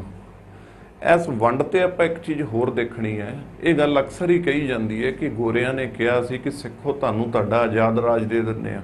ਜਿਹਨੂੰ ਸਮਝਣ ਵਾਸਤੇ ਸਾਨੂੰ ਮਾਸਟਰ ਤਾਰਾ ਸਿੰਘ ਜੀ ਨੂੰ ਦੇਖਣਾ ਪਊਗਾ, ਸਾਨੂੰ ਸਰਦਾਰ ਬਲਦੇਵ ਸਿੰਘ ਨੂੰ ਦੇਖਣਾ ਪਊਗਾ ਕਿ ਉਹਨਾਂ ਨੇ ਕੀ ਕਿਹਾ। ਕੀ ਇਹ ਗੱਲ ਸੱਚੀ ਹੋਈ ਸੀ ਕਿ ਸਿੱਖਾਂ ਨੂੰ ਆਜ਼ਾਦ ਰਾਜ ਦੇ ਦਿੰਦੇ ਆ, ਕਿ ਐਵੇਂ ਹਵਾਈ ਗੱਲਾਂ ਨੇ? ਇਹ ਸਾਰਾ ਆਪਾਂ ਇੱਥੇ ਦੇਖਣ ਦੀ ਕੋਸ਼ਿਸ਼ ਕਰਾਂਗੇ। ਪੰਜਾਬ ਦੋ ਵਾਰੀ ਵੰਡਿਆ ਗਿਆ ਜੀ, 47, 66। 66 'ਚ ਵੀ ਆਪਾਂ ਦੇਖਾਂਗੇ ਕਿ ਪੰਜਾਬ ਦੇ ਵਿੱਚੋਂ ਜਦੋਂ ਹਰਿਆਣਾ ਕੱਢ ਦਿੱਤਾ ਗਿਆ। ਇਹ ਦੋਨੇ ਵੰਡਾਂ ਦਾ ਆਪਾਂ ਜ਼ਿਕਰ ਕਰਨਾ ਹੈ। ਭਾਰਤ ਆਜ਼ਾਦ ਹੋ ਗਿਆ ਜੀ। ਭਾਰਤ ਦੀ ਆਜ਼ਾਦੀ ਵੇਲੇ ਜਿਹੜੀਆਂ ਦੋ ਗੱਲਾਂ ਮਾਸਟਰ ਤਾਰਾ ਸਿੰਘ ਜੀ ਤੇ ਸਰਦਾਰ ਬਲਦੇਵ ਸਿੰਘ ਜੀ ਨਾਲ ਜੋੜ ਕੇ ਦੇਖਣੀਆਂ ਨੇ, ਉਹ ਆਪਾਂ ਦੇਖਾਂਗੇ। ਉਸ ਤੋਂ ਬਾਅਦ ਟਾਈਮ ਆਉਂਦਾ ਹੈ ਜੀ ਜਦੋਂ ਭਾਰਤ ਦੇ ਕੋਲੇ ਖਾਣ ਨੂੰ ਕੁਝ ਨਹੀਂ ਹੁੰਦਾ। ਆਪਾਂ ਏਡ ਲੈਂਦੇ ਆ, ਹੈਲਪ ਲੈਂਦੇ ਆ, ਸਹਾਇਆ ਲੈਂਦੇ ਆ। ਕਿਹਦਾ? ਕਿੱਥੋਂ? ਅਮਰੀਕਾ ਤੋਂ। ਜਦੋਂ ਇੰਦਰਾ ਗਾਂਧੀ ਮਦਦ ਮੰਗਣ ਆਪਣੇ ਦੇਸ਼ ਚੋਂ ਬਾਹਰ ਜਾਂਦੀ ਸੀ ਨਾ, ਤੇ ਇੱਕ ਗੱਲ ਕਹੀ ਜਾਂਦੀ ਸੀ, she is with a begging bowl. ਭੀਖ ਵਾਲਾ ਕਟੋਰਾ ਲੈ ਕੇ ਭਾਰਤੀਏ ਫੇਰ ਆ ਗਏ ਮੰਗਣ। ਤਾਂ ਉਦੋਂ ਹਰੀ ਕ੍ਰਾਂਤੀ ਕੀਤੀ ਗਈ। ਹਰੀ ਕ੍ਰਾਂਤੀ ਦਾ ਫਾਦਰ ਕਿਹਾ ਜਾਂਦਾ ਹੈ ਨੋਰਮਨ ਬੋਰਲੋ ਨੂੰ, ਤੇ ਆਪਣੇ ਇੰਡੀਅਨ MS ਸਵਾਮੀਨਾਥਨ ਸਾਹਿਬ ਨੂੰ। ਸਵਾਮੀਨਾਥਨ ਸਾਹਿਬ ਬਾਰੇ ਵੀ ਆਪਾਂ ਪੜ੍ਹਾਂਗੇ ਕਿ ਬਾਅਦ ਵਿੱਚ ਉਹਨਾਂ ਨੇ ਜਿਹੜੀ ਰਿਪੋਰਟ ਦਿੱਤੀ ਸੀ, ਜਿਹੜੀ ਰਿਪੋਰਟ ਦਾ ਹਵਾਲਾ ਦੇ ਕੇ ਨਰਿੰਦਰ ਮੋਦੀ ਪਹਿਲੀ ਵਾਰ ਦੇਸ਼ ਦਾ ਪ੍ਰਧਾਨ ਮੰਤਰੀ ਬਣਿਆ। ਮੇਨ ਉਹਨਾਂ ਦਾ ਇਲੈਕਸ਼ਨ ਦਾ ਮੁੱਦਾ ਹੀ ਇਹ ਸੀ ਕਿ ਸਵਾਮੀਨਾਥਨ ਦੀ ਰਿਪੋਰਟ ਲਾਗੂ ਕਰਾਂਗੇ। ਉਹ ਰਿਪੋਰਟ ਵੀ ਆਪਾਂ ਦੇਖਾਂਗੇ ਕਿ ਸਵਾਮੀਨਾਥਨ ਸਾਹਿਬ ਨੇ ਕਿਹਾ ਕੀ ਸੀ ਉਸ ਰਿਪੋਰਟ ਵਿੱਚ। ਉਸ ਤੋਂ ਬਾਅਦ ਹਰੀ ਕ੍ਰਾਂਤੀ ਹੋ ਜਾਂਦੀ ਹੈ ਜੀ। ਸਾਰੇ ਦੇਸ਼ ਦਾ ਢਿੱਡ ਭਰਦੇ ਨੇ ਹਰਿਆਣਾ, ਪੰਜਾਬ, ਵੈਸਟਰਨ ਯੂਪੀ ਤੇ ਥੋੜਾ ਜਿਹਾ ਸਾਊਥ ਦਾ ਇਲਾਕਾ। ਇਹ ਹਰੀ ਕ੍ਰਾਂਤੀ, ਇਹ ਗ੍ਰੀਨ ਰੈਵੋਲੂਸ਼ਨ ਇੱਥੇ ਹੀ ਕਿਉਂ ਕੀਤਾ ਗਿਆ? ਦੇਸ਼ ਤਾਂ ਹੋਰ ਵੀ ਬਹੁਤ ਵੱਡਾ ਸੀ, ਸਾਨੂੰ ਐਜ਼ ਏ ਐਕਸਪੈਰੀਮੈਂਟ ਸਟੇਟ ਵਰਤਿਆ ਗਿਆ, ਜਾਂ ਕੁਝ ਇਹੋ ਜਿਹੀਆਂ ਕੰਡੀਸ਼ਨਸ ਵੀ ਸੀ ਜਿਹੜੀਆਂ ਸਿਰਫ ਆਹੀ ਸਟੇਟਾਂ ਪੂਰੀਆਂ ਕਰ ਪਾਉਂਦੀਆਂ ਸੀ, ਹਰਿਆਣਾ, ਪੰਜਾਬ ਤੇ ਵੈਸਟਰਨ ਯੂਪੀ। ਉਸ ਤੋਂ ਬਾਅਦ ਇੱਕ ਗੱਲ ਆਉਂਦੀ ਹੈ ਜੀ ਕਿ ਪੰਜਾਬ ਦੇ ਵਿੱਚ ਕੈਂਸਰ ਬਹੁਤ ਹੈ। ਆਪਾਂ ਦੇਖਾਂਗੇ ਕਿਤੇ ਐਸੇ ਹਰੀ ਕ੍ਰਾਂਤੀ ਦੇ, ਗ੍ਰੀਨ ਰੈਵੋਲੂਸ਼ਨ ਦੇ ਚੱਕਰ 'ਚ ਹੀ ਤਾਂ ਨਹੀਂ ਪੰਜਾਬ ਭਾਰਤ ਦਾ ਕੈਂਸਰ ਦੀ ਰਾਜਧਾਨੀ ਬਣ ਗਈ। ਕੈਂਸਰ ਕੈਪੀਟਲ ਹੈ ਜੀ ਪੰਜਾਬ ਭਾਰਤ ਦੀ। ਥੋੜੇ ਸਾਲ ਪਹਿਲਾਂ ਦੀ ਰਿਪੋਰਟ ਹੈ, ਉਹਦਾ ਵੀ ਆਪਾਂ ਜ਼ਿਕਰ ਕਰਾਂਗੇ। ਉਸ ਤੋਂ ਬਾਅਦ ਆਉਂਦੇ ਆ ਜੀ 3 ਕਾਲੇ ਕਾਨੂੰਨ, ਜਿਨ੍ਹਾਂ ਕਰਕੇ ਹੁਣ ਸਾਡੇ ਕਿਸਾਨ ਦਿੱਲੀ ਦੀਆਂ ਬਰੂਹਾਂ ਤੇ ਬੈਠੇ ਆ। ਉਹ 3 ਕਾਨੂੰਨ ਜਦੋਂ ਕਿਸਾਨ ਲੈਣਾ ਨਹੀਂ ਚਾਹੁੰਦੇ ਤਾਂ ਸਰਕਾਰ ਨੂੰ ਇੰਨਾ ਕੀ ਪਿਆਰ ਹੈ ਕਿਸਾਨਾਂ ਨਾਲ ਕਿ ਧੱਕੇ ਨਾਲ ਹੀ ਦੇਈ ਜਾਂਦੀ ਹੈ। ਅੱਜ ਦਾ ਨੈਸ਼ਨਲ ਮੀਡੀਆ ਜਦੋਂ ਧੱਕੇ ਨਾਲ ਆ ਕੇ ਮਾਈਕ ਤੁਹਾਡੇ ਮੂੰਹ 'ਚ ਪਾਉਂਦਾ ਤਾਂ ਮੈਂ ਤੁਹਾਨੂੰ ਇੱਕ ਗੱਲ ਦੀ ਗਰੰਟੀ ਕਰਦਾ, ਆਹ ਵੀਡੀਓ ਦੇਖਣ ਤੋਂ ਬਾਅਦ ਤੁਸੀਂ ਉਹਨਾਂ ਨੂੰ ਜਵਾਬ ਦੇਣ ਜੋਗੇ ਹੋ ਜਾਓਗੇ, ਜਿੰਨੇ ਕਿ ਜਵਾਬ ਉਹਨਾਂ ਨੂੰ ਚਾਹੀਦੇ ਆ ਤੇ ਜਿਹੋ ਜਿਹੇ ਜਵਾਬ ਉਹਨਾਂ ਨੂੰ ਚਾਹੀਦੇ ਆ। ਫਿਰ ਅਸੀਂ ਦੇਖਾਂਗੇ ਜੀ 1965 ਦੀ ਜੰਗ ਹੁੰਦੀ ਆ। ਉਹ ਜੰਗ 'ਚ ਵੀ ਪੰਜਾਬ ਨੇ ਬਹੁਤ ਵੱਡੀ ਸੱਟ ਝੱਲੀ। ਇਹ ਪੰਜਾਬ ਦਾ ਪਤਾ ਨਹੀਂ ਦੁਖਾਂਤ ਹੈ ਕਿ ਵਰਦਾਨ ਹੈ, ਬਲੈਸਿੰਗ ਇਨ ਡਿਸਗਾਈਜ਼ ਹੈ, ਬੇਨ ਹੈ ਕਿ ਬੂਨ ਹੈ, ਕਿ ਜਿੰਨੇ ਹਮਲੇ ਹੋਏ ਉਹ ਇਧਰੋਂ ਹੀ ਹੋਏ। ਖੈਬਰ ਦਾ ਦਰਾ ਜਿਹੜਾ ਹਰੀ ਸਿੰਘ ਨਲੂਆ ਸਾਹਿਬ ਨੇ ਬੰਦ ਕੀਤਾ ਸੀ, ਜਦੋਂ ਤੱਕ ਉਹਨੂੰ ਬੰਦ ਨਹੀਂ ਕੀਤਾ ਸਾਡੇ ਤੇ ਬਹੁਤ ਹਮਲੇ ਹੋਏ। ਤੇ ਇਤਿਹਾਸ ਇਸ ਗੱਲ ਦਾ ਵੀ ਗਵਾਹ ਹੈ ਕਿ ਜਦੋਂ ਹਰੀ ਸਿੰਘ ਨਲੂਆ ਸਾਹਿਬ ਨੇ ਉਹ ਖੈਬਰ ਦਾ ਦਰਾ ਬੰਦ ਕਰਤਾ ਤਾਂ ਉਦੋਂ ਤੋਂ ਅੱਜ ਤੱਕ ਉੱਥੋਂ ਕੋਈ ਹਮਲਾ ਨਹੀਂ ਹੋਇਆ। ਇਹ ਦੇਣ ਸਾਨੂੰ ਹਰੀ ਸਿੰਘ ਨਲੂਆ ਸਾਹਿਬ ਦੀ ਹੈ, ਜਿਨ੍ਹਾਂ ਨੂੰ ਆਪਾਂ ਪੜ੍ਹਾਂਗੇ ਮਹਾਰਾਜਾ ਰਣਜੀਤ ਸਿੰਘ ਦੇ ਰਾਜ ਦੇ ਵਿੱਚ। 65 ਦੀ ਜੰਗ ਤੇ ਆ ਜਾਓ ਜੀ। 65 ਦੀ ਜੰਗ 'ਚ ਜਦੋਂ ਪਾਕਿਸਤਾਨ ਦੀ ਆਰਮੀ ਪੈਟਨ ਟੈਂਕ ਲੈ ਕੇ ਚੜ੍ਹੀ, ਖੇਮਕਰਨ ਦਾ ਬਾਰਡਰ ਜਦੋਂ ਖੁੱਲਿਆ, ਜਦੋਂ ਉੱਥੇ ਜੰਗ ਖੁੱਲੀ, ਫਾਇਰ ਖੁੱਲਿਆ, ਤਾਂ ਪੈਟਨ ਟੈਂਕ ਸੀ ਜੀ ਪਾਕਿਸਤਾਨ ਕੋਲ। ਪੈਟਨ ਟੈਂਕ ਬੇਸਿਕਲੀ ਅਮਰੀਕਾ ਦਾ ਹੈ, ਉੱਥੋਂ ਦੇ ਇੱਕ ਜਰਨਲ ਦੇ ਨਾਮ ਤੇ ਰੱਖਿਆ ਗਿਆ ਸੀ। ਇਹਦਾ ਨਾਮ ਪੈਟਨ। ਬਹੁਤ ਤਕੜਾ ਟੈਂਕ ਸੀ ਆਪਦੇ ਟਾਈਮ ਦਾ। ਇਹ ਟੈਂਕ ਨੂੰ ਇੱਕ ਸਾਡਾ ਫੌਜੀ ਅਬਦੁੱਲਾ ਹਾਮਿਦ ਜਿਹਨੇ ਇਕੱਲੇ ਨੇ 7 ਟੈਂਕ ਡਾਏ ਤੇ ਜਿਹਨੂੰ ਪਰਮਵੀਰ ਚੱਕਰ ਮਿਲਿਆ। ਪਰਮਵੀਰ ਚੱਕਰ ਜੀ ਭਾਰਤ ਦਾ ਸਭ ਤੋਂ ਵੱਡਾ ਗੈਲੈਂਟਰੀ ਅਵਾਰਡ ਹੈ, ਬਹਾਦਰੀ ਦਾ ਅਵਾਰਡ ਹੈ। ਅਵਾਰਡ ਤਾਂ ਹੋਰ ਵੀ ਨੇ, ਜਿਹਦੇ ਵਿੱਚ ਮਹਾਵੀਰ ਚੱਕਰ ਹੈ, ਵੀਰ ਚੱਕਰ ਹੈ, ਅਸ਼ੋਕ ਚੱਕਰ ਹੈ, ਕੀਰਤੀ ਚੱਕਰ ਹੈ, ਸ਼ੌਰਿਆ ਚੱਕਰ ਹੈ। ਟੋਟਲ 6 ਅਵਾਰਡ ਨੇ ਜੀ। ਸਭ ਤੋਂ ਵੱਡਾ ਪਰਮਵੀਰ ਚੱਕਰ ਤੇ ਹਾਇਰਾਰਕੀ ਮੈਂ ਤੁਹਾਨੂੰ ਦੇਤੀ ਹੈ। ਇੱਥੇ ਉਹਦੀ ਯਾਦ ਵਿੱਚ ਪੈਟਨ ਟੈਂਕ ਦਾ ਨਾਮ ਦਿੱਤਾ ਗਿਆ ਜੀ ਭਿੱਖੀਵਿੰਡ ਨੂੰ। ਅੱਜ ਉੱਥੇ ਇੱਕ ਪੈਟਨ ਟਾਊਨ ਹੈ। ਇਹ ਉਸੇ ਯਾਦਗਾਰ 'ਚ ਬਣਾਇਆ ਗਿਆ ਜਿਹੜੀ ਤਾਕਤ ਨਾਲ, ਜਿਹੜੇ ਹੌਸਲੇ ਨਾਲ ਸਾਡੀ ਪੰਜਾਬ ਦੀ ਜਨਤਾ ਵੀ ਨਾਲ ਲੜੀ। ਕਿਉਂ? ਜਿੱਥੇ ਅਟੈਕ ਖੁੱਲ੍ਹਣਾ ਉੱਥੇ ਲੋਕ ਤਾਂ ਨੇ ਨਾ। ਲੋਹੇ ਦੇ ਜਿਗਰੇ ਚਾਹੀਦੇ ਆ ਵਰਦੀਆਂ ਗੋਲੀਆਂ 'ਚ ਰਹਿਣ ਲਈ। ਭਾਵੇਂ ਫੌਜ ਠਾ ਕੇ ਪਿੱਛੇ ਭੇਜ ਦਿੰਦੀ ਹੈ, ਪਰ ਆਪਦੇ ਘਰ ਤਾਂ ਛੱਡਣੇ ਪੈਣੇ ਆ ਨਾ। ਉਸੇ ਪੈਟਰਨ ਨਗਰ 'ਚ ਭਿੱਖੀਵਿੰਡ ਜਿਹਦਾ ਦੂਜਾ ਨਾਮ ਹੈ, ਜਾਂ ਪਹਿਲਾਂ ਕਹਿ ਲਈਏ ਪੈਟਰਨ ਨਗਰ ਦੂਜਾ ਨਾਮ ਹੈ, ਉੱਥੋਂ ਦੇ ਹੋਏ ਨੇ ਜੀ ਬਾਬਾ ਦੀਪ ਸਿੰਘ ਜੀ। ਬਾਬਾ ਦੀਪ ਸਿੰਘ ਜੀ ਸ਼ਹੀਦਾਂ ਮਿਸਲ ਦੇ ਵੀ ਹੈੱਡ ਹੋਏ ਨੇ। ਬਾਬਾ ਦੀਪ ਸਿੰਘ ਜੀ ਦਮਦਮੀ ਟਕਸਾਲ ਦੇ ਵੀ ਹੈੱਡ ਹੋਏ ਨੇ, ਜਿਹਦੇ ਬਾਅਦ 'ਚ 14ਵੇਂ ਮੁਖੀ ਸੰਤ ਜਰਨੈਲ ਸਿੰਘ ਭਿੰਡਰਾਂ ਵਾਲੇ ਹੋਏ ਆ। ਬਾਬਾ ਦੀਪ ਸਿੰਘ ਜੀ ਦਾ ਜਦੋਂ ਜ਼ਿਕਰ ਆਉਂਦਾ ਹੈ ਤਾਂ ਆਪਾਂ ਅੰਮ੍ਰਿਤਸਰ ਦੀ ਇੱਕ ਜੰਗ ਦਾ ਵੀ ਜ਼ਿਕਰ ਕਰਾਂਗੇ, ਜਿਹੜੀ ਹੋਈ ਸੀ 1757 ਵਿੱਚ, 1757 ਦੇ ਵਿੱਚ ਅੰਮ੍ਰਿਤਸਰ ਦੀ ਜੰਗ, ਜਿਹਦੇ 'ਚ ਬਾਬਾ ਦੀਪ ਸਿੰਘ ਜੀ ਸ਼ਹੀਦ ਹੋ ਗਏ। ਸ਼ਹਾਦਤ ਦੇਤੀ ਇਹਨਾਂ ਨੇ, ਪਰ ਆਜ਼ਾਦ ਕਰਾਇਆ ਦਰਬਾਰ ਸਾਹਿਬ ਨੂੰ। ਐਸੇ ਭਿੱਖੀਵਿੰਡ ਦੇ ਨੇੜੇ ਦਾ ਹੋਇਆ ਸਰਬਜੀਤ, ਜਿਹੜਾ ਪਾਕਿਸਤਾਨ 'ਚ ਮਾਰਿਆ ਗਿਆ ਨਾ। ਆਪਣਾ ਪਾਕਿਸਤਾਨ ਉਹਨੂੰ ਜਸੂਸ ਕਹਿੰਦਾ, ਇੰਡੀਆ ਕਹਿੰਦਾ ਸੀ ਜਸੂਸ ਨਹੀਂ ਹੈ। 2013 'ਚ ਉਹਨੂੰ ਮਾਰਤਾ ਸੀ ਕੋਟ ਲਖਪਤ ਦੀ ਜੇਲ੍ਹ ਵਿੱਚ, ਨਾਲ ਦੇ ਕੈਦੀਆਂ ਨੇ ਅਟੈਕ ਕਰਕੇ।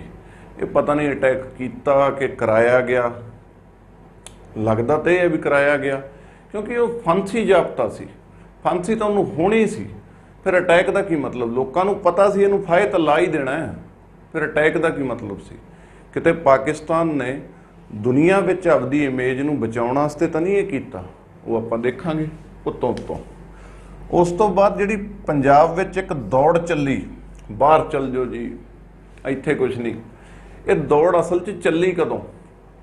ਕਿਤੇ ਜਦੋਂ ਪੰਜਾਬ 'ਚ ਮਿਲੀਟੈਂਸੀ ਸੀ, ਜਾਂ ਪੰਜਾਬ ਦੇ ਵਿੱਚ ਜਦੋਂ ਸਾਕਾ ਨੀਲਾ ਤਾਰਾ ਆਪਰੇਸ਼ਨ ਬਲੂ ਸਟਾਰ ਹੋਇਆ, ਕਿਤੇ ਉਦੋਂ ਹੀ ਤਾਂ ਨਹੀਂ ਲੋਕਾਂ ਨੂੰ ਲੱਗਣ ਲੱਗ ਗਿਆ ਕਿ ਇਹ ਸਟੇਟ ਸੇਫ ਨਹੀਂ ਹੈਗੀ, ਆਪਦੇ ਬੱਚਿਆਂ ਨੂੰ ਇੱਥੋਂ ਬਾਹਰ ਕੱਢ ਦਿਓ। ਅੱਛਾ, ਬੱਚਿਆਂ ਨੂੰ ਤਾਂ ਬਾਹਰ ਕੱਢਣਾ ਹੀ ਕੱਢਣਾ ਸੀ, ਸਮਝ ਆਉਂਦਾ। ਬਹੁਤ ਸਾਰੇ ਰਿਟਾਇਰਡ ਪੁਲਿਸ ਦੇ ਅਫਸਰ ਬਾਹਰ ਜਾ ਕੇ ਕਿਉਂ ਸੈਟਲ ਹੋ ਗਏ? ਬਹੁਤ ਸਾਰੇ ਆਰਮੀ ਦੇ ਅਫਸਰ ਕਿਉਂ ਸੈਟਲ ਹੋ ਗਏ? ਪੰਜਾਬ 'ਚ ਰਹਿਣਾ ਉਹਨਾਂ ਨੇ ਪਸੰਦ ਕਿਉਂ ਨਹੀਂ ਕੀਤਾ? ਤੇ ਕਦੋਂ ਜਾ ਕੇ ਆਪਣੇ ਵੀਜ਼ੇ ਲੱਗਣ ਲੱਗੇ? ਕਿਉਂਕਿ ਪਹਿਲਾਂ ਜ਼ਰੂਰੀ ਤਾਂ ਨਹੀਂ ਸੀ ਕਿ ਹਰੇਕ ਦੇਸ਼ ਦਾ ਵੀਜ਼ਾ ਹੀ ਲੱਗਦਾ ਸੀ। ਪਹਿਲਾਂ ਇੱਦਾਂ ਵੀ ਤਾਂ ਵੀਜ਼ੇ ਬਿਨਾਂ ਵੀਜ਼ਿਆਂ ਤੋਂ ਵੀ ਤਾਂ ਲੋਕ ਜਾਂਦੇ ਹੀ ਸੀ। ਤੇ ਵੀਜ਼ਿਆਂ ਵਾਲਾ ਸਿਸਟਮ ਚੱਲਿਆ ਕਦੋਂ ਤੋਂ? ਕਦੋਂ ਤੋਂ ਬਾਹਰ ਵਾਲਿਆਂ ਨੂੰ ਲੱਗਿਆ ਕਿ ਇਹ ਤਾਂ ਜ਼ਿਆਦਾ ਹੀ ਆਈ ਜਾਂਦੇ ਨੇ, ਹੁਣ ਆਪਾਂ ਨੂੰ ਵੀਜ਼ੇ ਦੇਣੇ ਹੀ ਪੈਣੇ ਆ, ਵੀਜ਼ਿਆਂ ਵਾਲਾ ਕੰਮ ਸ਼ੁਰੂ ਕਰਨਾ ਹੀ ਪੈਣਾ, ਇਨਕੁਆਇਰੀ ਤਾਂ ਕਰਨੀ ਪੈਣੀ ਹੈ, ਇਹ ਬੰਦਾ ਸਾਡੇ ਦੇਸ਼ 'ਚ ਆਉਣ ਦੇ ਲਾਇਕ ਹੈ ਵੀ ਕਿ ਨਹੀਂ। ਫਿਰ ਆਪਾਂ ਅੱਗੇ ਚੱਲ ਕੇ ਦੇਖਾਂਗੇ ਜੀ ਕਿ ਪੰਜਾਬ ਦੇ ਵਿੱਚ ਆਨੰਦਪੁਰ ਸਾਹਿਬ ਦਾ ਰੈਜ਼ੋਲੂਸ਼ਨ ਕੀ ਸੀ। ਆਨੰਦਪੁਰ ਸਾਹਿਬ ਦੇ ਰੈਜ਼ੋਲੂਸ਼ਨ ਨੂੰ ਆਪਾਂ ਸਟੇਟਾਂ ਦੇ ਹੱਕਾਂ ਨਾਲ ਵੀ ਜੋੜ ਕੇ ਦੇਖਾਂਗੇ ਕਿ ਇਹ ਮੰਗਾਂ ਜਾਇਜ਼ ਸੀ ਸਾਰੀਆਂ, ਜਾਂ ਸਾਰੀਆਂ ਨਾਜਾਇਜ਼ ਸੀ, ਜਾਂ ਕੁਛ ਜਾਇਜ਼ ਸੀ ਤੇ ਕੁਛ ਨਜਾਇਜ਼ ਸੀ। ਇਸ ਆਨੰਦਪੁਰ ਸਾਹਿਬ ਦੇ ਰੈਜ਼ੋਲੂਸ਼ਨ ਨੂੰ ਮਨਵਾਉਣ ਵਾਸਤੇ ਸਾਡੇ ਲੋਕਾਂ ਨੇ ਕੀ ਕੀ ਕੀਤਾ, ਤੇ ਸਾਨੂੰ ਬਾਅਦ 'ਚ 1984 ਭੁਗਤਣੀ ਪਈ। ਆਪਰੇਸ਼ਨ ਬਲੂ ਸਟਾਰ, ਸਾਕਾ ਨੀਲਾ ਤਾਰਾ। ਲੋਕਾਂ ਦੀ ਯਾਦਾਸ਼ਤ ਇੰਨੀ ਕਿਉਂ ਕਮਜ਼ੋਰ ਹੋ ਗਈ? ਕਿਉਂਕਿ ਸ਼ਾਇਦ ਸਰਕਾਰਾਂ ਨੇ ਨਹੀਂ ਦੱਸਿਆ।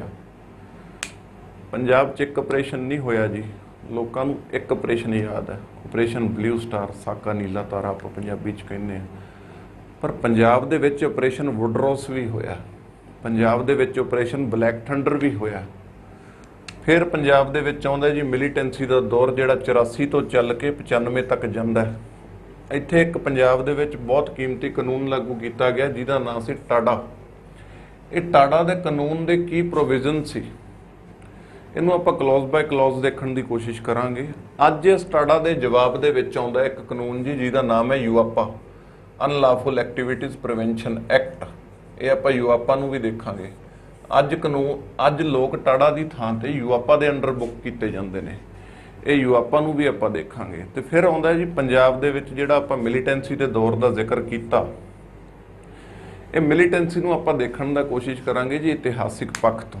ਕਿਸੇ ਦੀ ਧਾਰਮਿਕ ਭਾਵਨਾਵਾਂ ਨੂੰ ਠੇਸ ਪਹੁੰਚਾਉਣਾ ਮੇਰੀ ਇਹ ਮਨਸ਼ਾ ਨਹੀਂ, ਇਹ ਗੱਲ ਦੀ ਮੈਂ ਤੁਹਾਨੂੰ ਗਰੰਟੀ ਕਰਦਾ। ਫਿਰ ਪੰਜਾਬ ਦੇ ਵਿੱਚ ਕੁਝ ਇਹੋ ਜਿਹੀਆਂ ਚੀਜ਼ਾਂ ਹੋਈਆਂ ਜੀ ਜਿਨ੍ਹਾਂ ਨੂੰ ਇਤਿਹਾਸ ਦੇ ਵਿੱਚੋਂ ਬਿਲਕੁਲ ਉਹਲੇ ਹੀ ਕਰ ਦਿੱਤਾ ਗਿਆ, ਜਿਹਦਾ ਇੱਕ ਬਹੁਤ ਵੱਡਾ ਐਗਜ਼ਾਮਪਲ ਹੈ ਗਦਰੀ ਮੂਵਮੈਂਟ। ਗਦਰੀ ਬਾਬਿਆਂ ਦਾ ਸਾਡੇ ਇਤਿਹਾਸ ਨੂੰ, ਸਾਡੇ ਦੇਸ਼ ਨੂੰ ਬਹੁਤ ਵੱਡੀ ਦੇਣ ਹੈ ਇਹਨਾਂ ਦੀ। ਡਾਕਟਰ ਸ਼ਸ਼ੀ ਥਰੂਰ ਨੇ ਪਿੱਛੇ ਜੇ ਕਿਹਾ ਸੀ, ਜਿਹੜੇ ਕਾਂਗਰਸ ਦੇ ਐਮਪੀ ਨੇ ਥਿਰੂਵਨੰਤਪੁਰਮ ਤੋਂ, ਉਹਨਾਂ ਨੇ ਕਿਹਾ ਸੀ ਕਿ ਕਾਮਾਗਾਟਾ ਮਾਰੂ ਦੇ ਇਨਸੀਡੈਂਟਸ ਨੂੰ 100 ਸਾਲ ਹੋਣ ਵਾਲੇ ਆ, ਜਦੋਂ ਹੋਣ ਵਾਲੇ ਸੀ ਹੁਣ ਜ਼ਿਆਦਾ ਹੋ ਗਏ, ਕਿ ਇੰਗਲੈਂਡ ਵਾਲਿਆਂ ਨੂੰ, ਦੂਜਿਆਂ ਨੂੰ, ਕਿ ਅੱਜ ਹੀ ਸ਼ਰਮ ਮੰਨ ਲਓ, 100 ਸਾਲ ਹੋ ਚੱਲੇ ਨੇ ਉਸ ਇਨਸੀਡੈਂਟਸ ਨੂੰ, ਉਦੋਂ ਨਹੀਂ ਸਹੀ ਤਾਂ ਅੱਜ ਹੀ ਮਾਫੀ ਮੰਗ ਲਓ। ਉਹਨਾਂ ਨੇ ਉਹ ਮਾਫੀ ਮੰਗੀ ਨਹੀਂ ਮੰਗੀ ਉਹਦਾ ਵੀ ਆਪਾਂ ਜ਼ਿਕਰ ਕਰਾਂਗੇ। ਕਿੰਨੀਆਂ ਕੁਰਬਾਨੀਆਂ ਗਦਰੀ ਮੂਵਮੈਂਟ 'ਚ ਦੇਸ਼ ਨੂੰ ਆਜ਼ਾਦ ਕਰਾਉਣ ਵਾਸਤੇ ਹੋਈਆਂ ਨੇ, ਪਰ ਇਹ ਸਾਡੇ ਇਤਿਹਾਸ 'ਚੋਂ ਕਿਉਂ ਲੁਕੋ ਦਿੱਤੀਆਂ ਗਈਆਂ। ਜਦੋਂ ਆਪਾਂ ਦੇਸ਼ ਦੀ ਆਜ਼ਾਦੀ ਦੀ ਕੋਈ ਨੈਸ਼ਨਲ ਲੈਵਲ ਦੀ ਬੁੱਕ ਪੜ੍ਹਦੇ ਹਾਂ ਤਾਂ ਗਦਰੀ ਮੂਵਮੈਂਟ ਨੂੰ ਇੱਕ ਜਾਂ ਅੱਧਾ ਪੇਜ ਹੀ ਕਿਉਂ ਦਿੱਤਾ ਜਾਂਦਾ, ਜਦੋਂ ਕਿ ਇਹਨਾਂ ਦਾ ਯੋਗਦਾਨ ਤਾਂ ਬਹੁਤ ਹੀ ਵੱਡਾ ਸੀ। ਐਸੇ ਗਦਰੀ ਮੂਵਮੈਂਟ ਨਾਲ ਆਪਾਂ ਜੋੜ ਕੇ ਦੇਖਾਂਗੇ ਸਰਦਾਰ ਕਰਤਾਰ ਸਿੰਘ ਸਰਾਭੇ ਨੂੰ। ਉਸ ਤੋਂ ਬਾਅਦ ਅੱਗੇ ਚੱਲ ਕੇ ਆਪਾਂ ਦੇਖਾਂਗੇ ਨੌਜਵਾਨ ਭਾਰਤ ਸਭਾ, ਜਿਹਦੇ ਵਿੱਚ ਸੀਗੇ ਸਰਦਾਰ ਭਗਤ ਸਿੰਘ।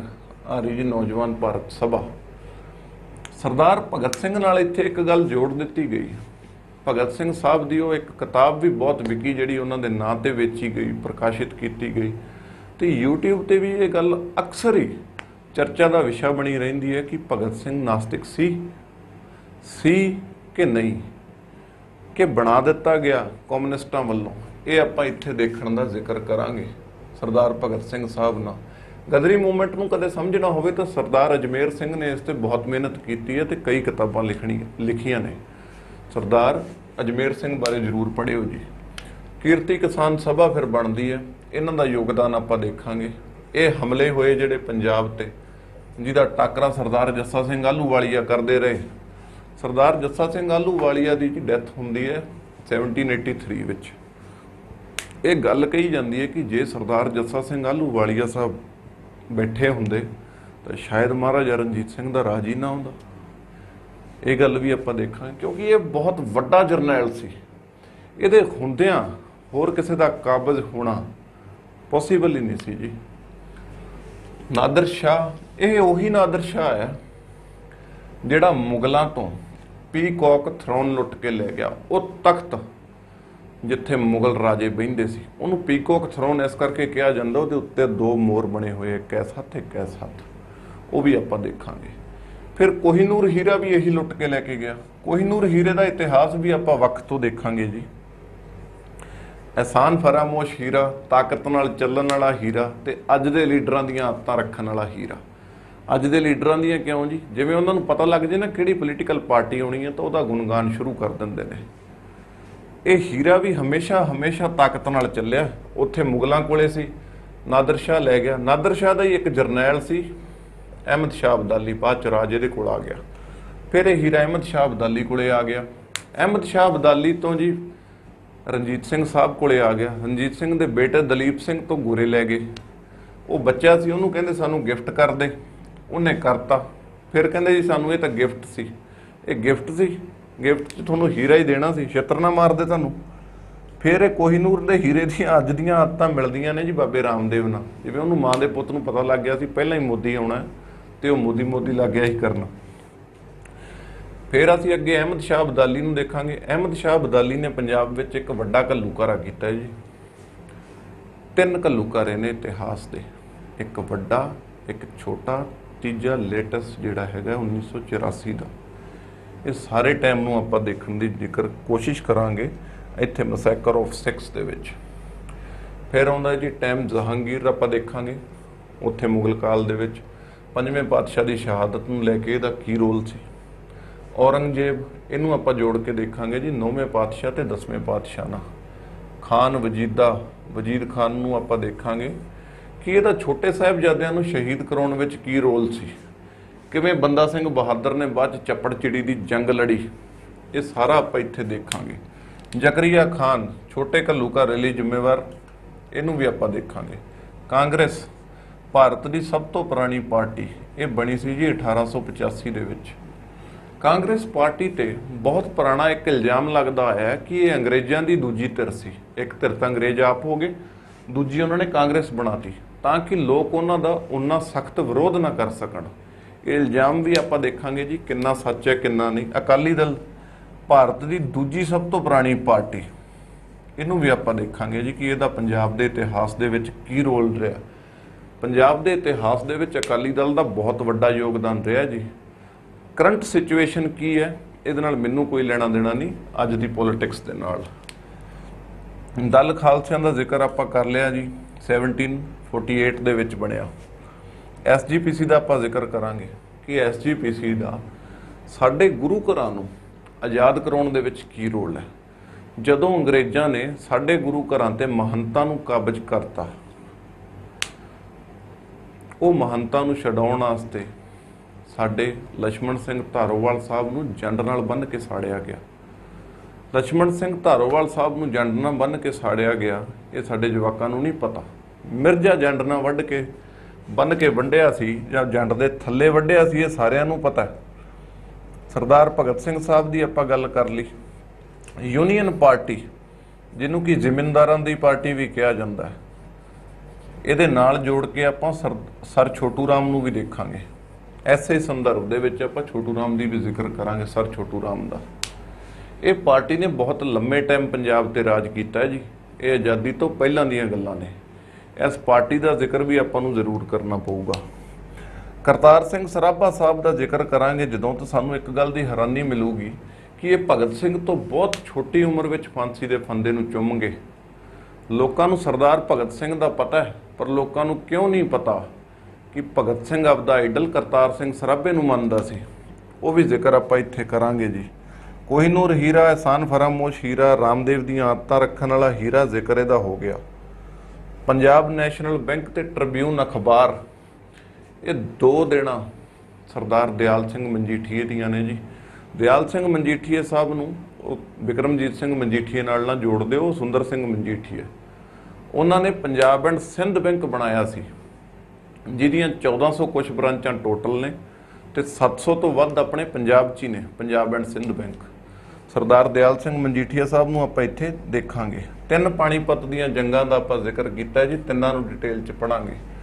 ਮਾਸਟਰ ਤਾਰਾ ਸਿੰਘ ਨੇ ਉਸ ਗੱਲ ਤੇ ਕੀ ਕਿਹਾ ਜਦੋਂ ਅੰਗਰੇਜ਼ਾਂ ਨੇ ਕਿਹਾ ਤੁਹਾਨੂੰ ਵੱਖ ਰਾਜ ਦੇ ਦਾਂਗੇ, ਕਿਹਾ ਸੀ ਨਹੀਂ ਕਿਹਾ ਸੀ, ਉਹ ਆਪਾਂ ਮਾਸਟਰ ਤਾਰਾ ਸਿੰਘ ਤੇ ਸਰਦਾਰ ਬਲਦੇਵ ਸਿੰਘ, ਇਹਨਾਂ ਨੂੰ ਦੋਨਾਂ ਨਾਲ ਜੋੜ ਕੇ ਦੇਖਾਂਗੇ। ਫਿਰ ਆਪਾਂ ਭਾਈ ਵੀਰ ਸਿੰਘ ਦੀਆਂ ਦੇਣਾਂ ਨੂੰ ਦੇਖਾਂਗੇ। ਭਾਈ ਵੀਰ ਸਿੰਘ ਜੀ, ਮੈਂ ਨਾਮ ਇੱਥੇ ਇੱਕ ਲਿਖਿਆ ਪਰ ਇਹਦਾ ਮਤਲਬ ਹੈ ਆਪਾਂ ਪੰਜਾਬ ਦੇ ਲਿਟਰੇਚਰ ਨੂੰ ਦੇਖਾਂਗੇ। ਪੰਜਾਬ ਦਾ ਲਿਟਰੇਚਰ ਬਹੁਤ ਵਿਸ਼ਾਲ ਹੈ ਜੀ, ਜਿੰਨੇ ਨਾਂ ਲਓ ਉਨੇ ਥੋੜੇ। ਭਾਈ ਵੀਰ ਸਿੰਘ ਜੀ, ਕਾਹਨ ਸਿੰਘ ਨਾਭਾ ਜੀ, ਜਿਨ੍ਹਾਂ ਨੇ ਸਾਨੂੰ ਮਹਾਨ ਕੋਸ਼ ਦਿੱਤਾ। ਉਸ ਤੋਂ ਬਾਅਦ ਗੱਲ ਵਿਧਾਤਾ ਸਿੰਘ ਤੀਰ ਜੀ ਦੀ ਕਰ ਲਓ। ਢਾਡੀਆਂ ਦੇ ਵਿਸ਼ਮ ਪਿਤਾਮਾ ਸੋਹਣ ਸਿੰਘ ਸੀਤਲ ਸਾਹਿਬ ਦਾ ਵੀ ਆਪਾਂ ਜ਼ਿਕਰ ਇੱਥੇ ਕਰਾਂਗੇ। ਵਿਧਾਤਾ ਸਿੰਘ ਤੀਰ ਜੀ ਨੇ ਮਹਾਰਾਜਾ ਰਣਜੀਤ ਸਿੰਘ ਦੀ ਮੌਤ ਤੇ ਲਿਖਿਆ ਕਿ ਕੱਲਾ ਸ਼ੇਰ ਨਹੀਂ ਚਿਖਾ ਦੇ ਵਿੱਚ ਸੜਿਆ, ਸੜ ਗਈ ਨਾਲ ਤਕਦੀਰ ਪੰਜਾਬੀਆਂ ਦੀ। ਪੰਜਾਬ ਦੇ ਲਿਟਰੇਚਰ ਦੇ ਹੋਰ ਕਈ ਨਾਮ ਨੇ ਜੀ ਜਿਨ੍ਹਾਂ ਦਾ ਆਪਾਂ ਜ਼ਿਕਰ ਕਰਾਂਗੇ। ਫਿਰ ਪੰਜਾਬ ਸਟੇਟ ਬਣਦੀ ਹੈ, ਉਹ ਵੀ ਆਪਾਂ ਦੇਖ ਲਿਆ। ਇਹ 5000 ਸਾਲ ਦੀ ਟਾਈਮ ਲਾਈਨ ਹੈ ਜੀ ਤੁਹਾਡੇ ਸਾਹਮਣੇ। ਬਹੁਤ ਸਾਰੀਆਂ ਗਲਤੀਆਂ ਹੋ ਸਕਦਾ ਇਹਦੇ ਵਿੱਚ ਹੋ ਗਈਆਂ ਹੁਣ, ਪਰ ਇਹ ਟਾਈਮ ਲਾਈਨ ਦਾ ਮਤਲਬ ਇਹ ਹੀ ਹੈ ਵੀ ਜਿਹੜੀਆਂ ਵੀਡੀਓਜ਼ ਆਪਣੀਆਂ ਅੱਗੇ ਆਉਣਗੀਆਂ ਉਹ ਤੁਹਾਨੂੰ ਪਤਾ ਲੱਗਦਾ ਰਵੇ ਵੀ ਉਹ ਕਿਹੜੇ ਫਰੇਮ ਦੇ ਵਿੱਚ ਬੈਠਦੀਆਂ ਨੇ। ਤੁਹਾਨੂੰ ਪਤਾ ਲੱਗ ਜੇ ਗੱਲ ਸ਼ੁਰੂ ਕਿੱਥੋਂ ਹੋਈ ਸੀ ਤੇ ਗੱਲ ਗਈ ਕਿੱਥੇ। ਇਹ ਦੇਖਣ ਤੋਂ ਬਾਅਦ ਇੱਕ ਚੀਜ਼ ਦੀ ਮੈਂ ਗਰੰਟੀ ਕਰਦਾ, ਜਦੋਂ ਅੱਜ ਦੇ ਲੀਡਰ ਸਟੇਜਾਂ ਤੇ ਚੜ੍ਹ ਕੇ ਬੋਲਣਗੇ ਤੇ ਜਾਂ ਤਾਂ ਤੁਸੀਂ ਹੱਸੋਗੇ ਤੇ ਜਾਂ ਦੁਖੀ ਹੋਵੋਗੇ।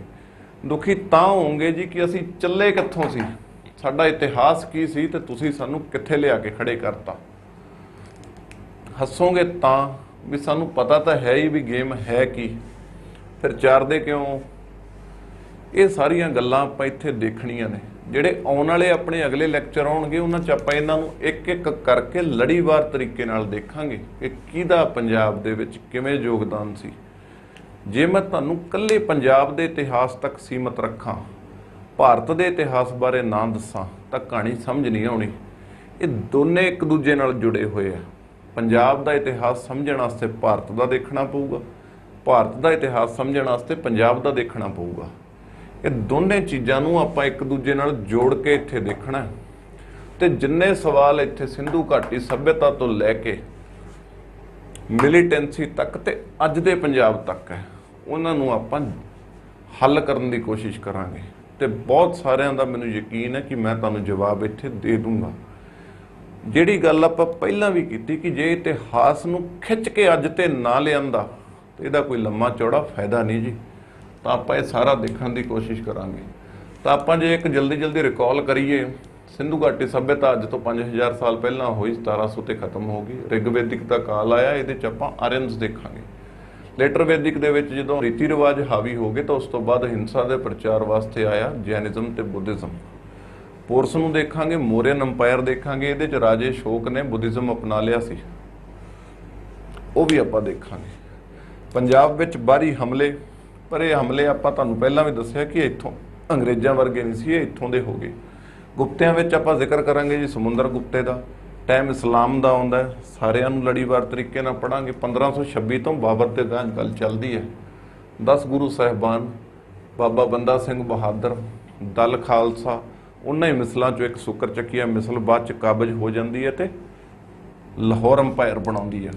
ਫਿਰ ਆਪਾਂ ਗੋਰਿਆਂ ਦੀ ਗੱਲ ਕੀਤੀ, ਵਰਲਡ ਵਾਰ 1-2 ਦੀ ਕੀਤੀ, ਗੋਰਿਆਂ ਦੇ ਤੋਹਫਿਆਂ ਦੀ ਕੀਤੀ, ਕੋਹੀਨੂਰ ਕਿਵੇਂ ਖੋਹ ਕੇ ਲੈ ਕੇ ਗਏ ਉਹਦੀ ਕੀਤੀ। ਪੰਜਾਬ ਦੀ ਵੰਡ ਹੋ ਗਈ ਜੀ, 2 ਵੰਡੀਆਂ ਪਈਆਂ। 47 ਦੀ ਵੰਡ ਕੀਤੀ ਗਈ ਧਰਮ ਦੇ ਆਧਾਰ ਤੇ 66 ਦੀ ਬਾਅਦ 'ਚ ਜਿਹੜੀ ਹੋਈ ਉਹ ਭਾਸ਼ਾ ਦੇ ਆਧਾਰ ਤੇ ਸੀ।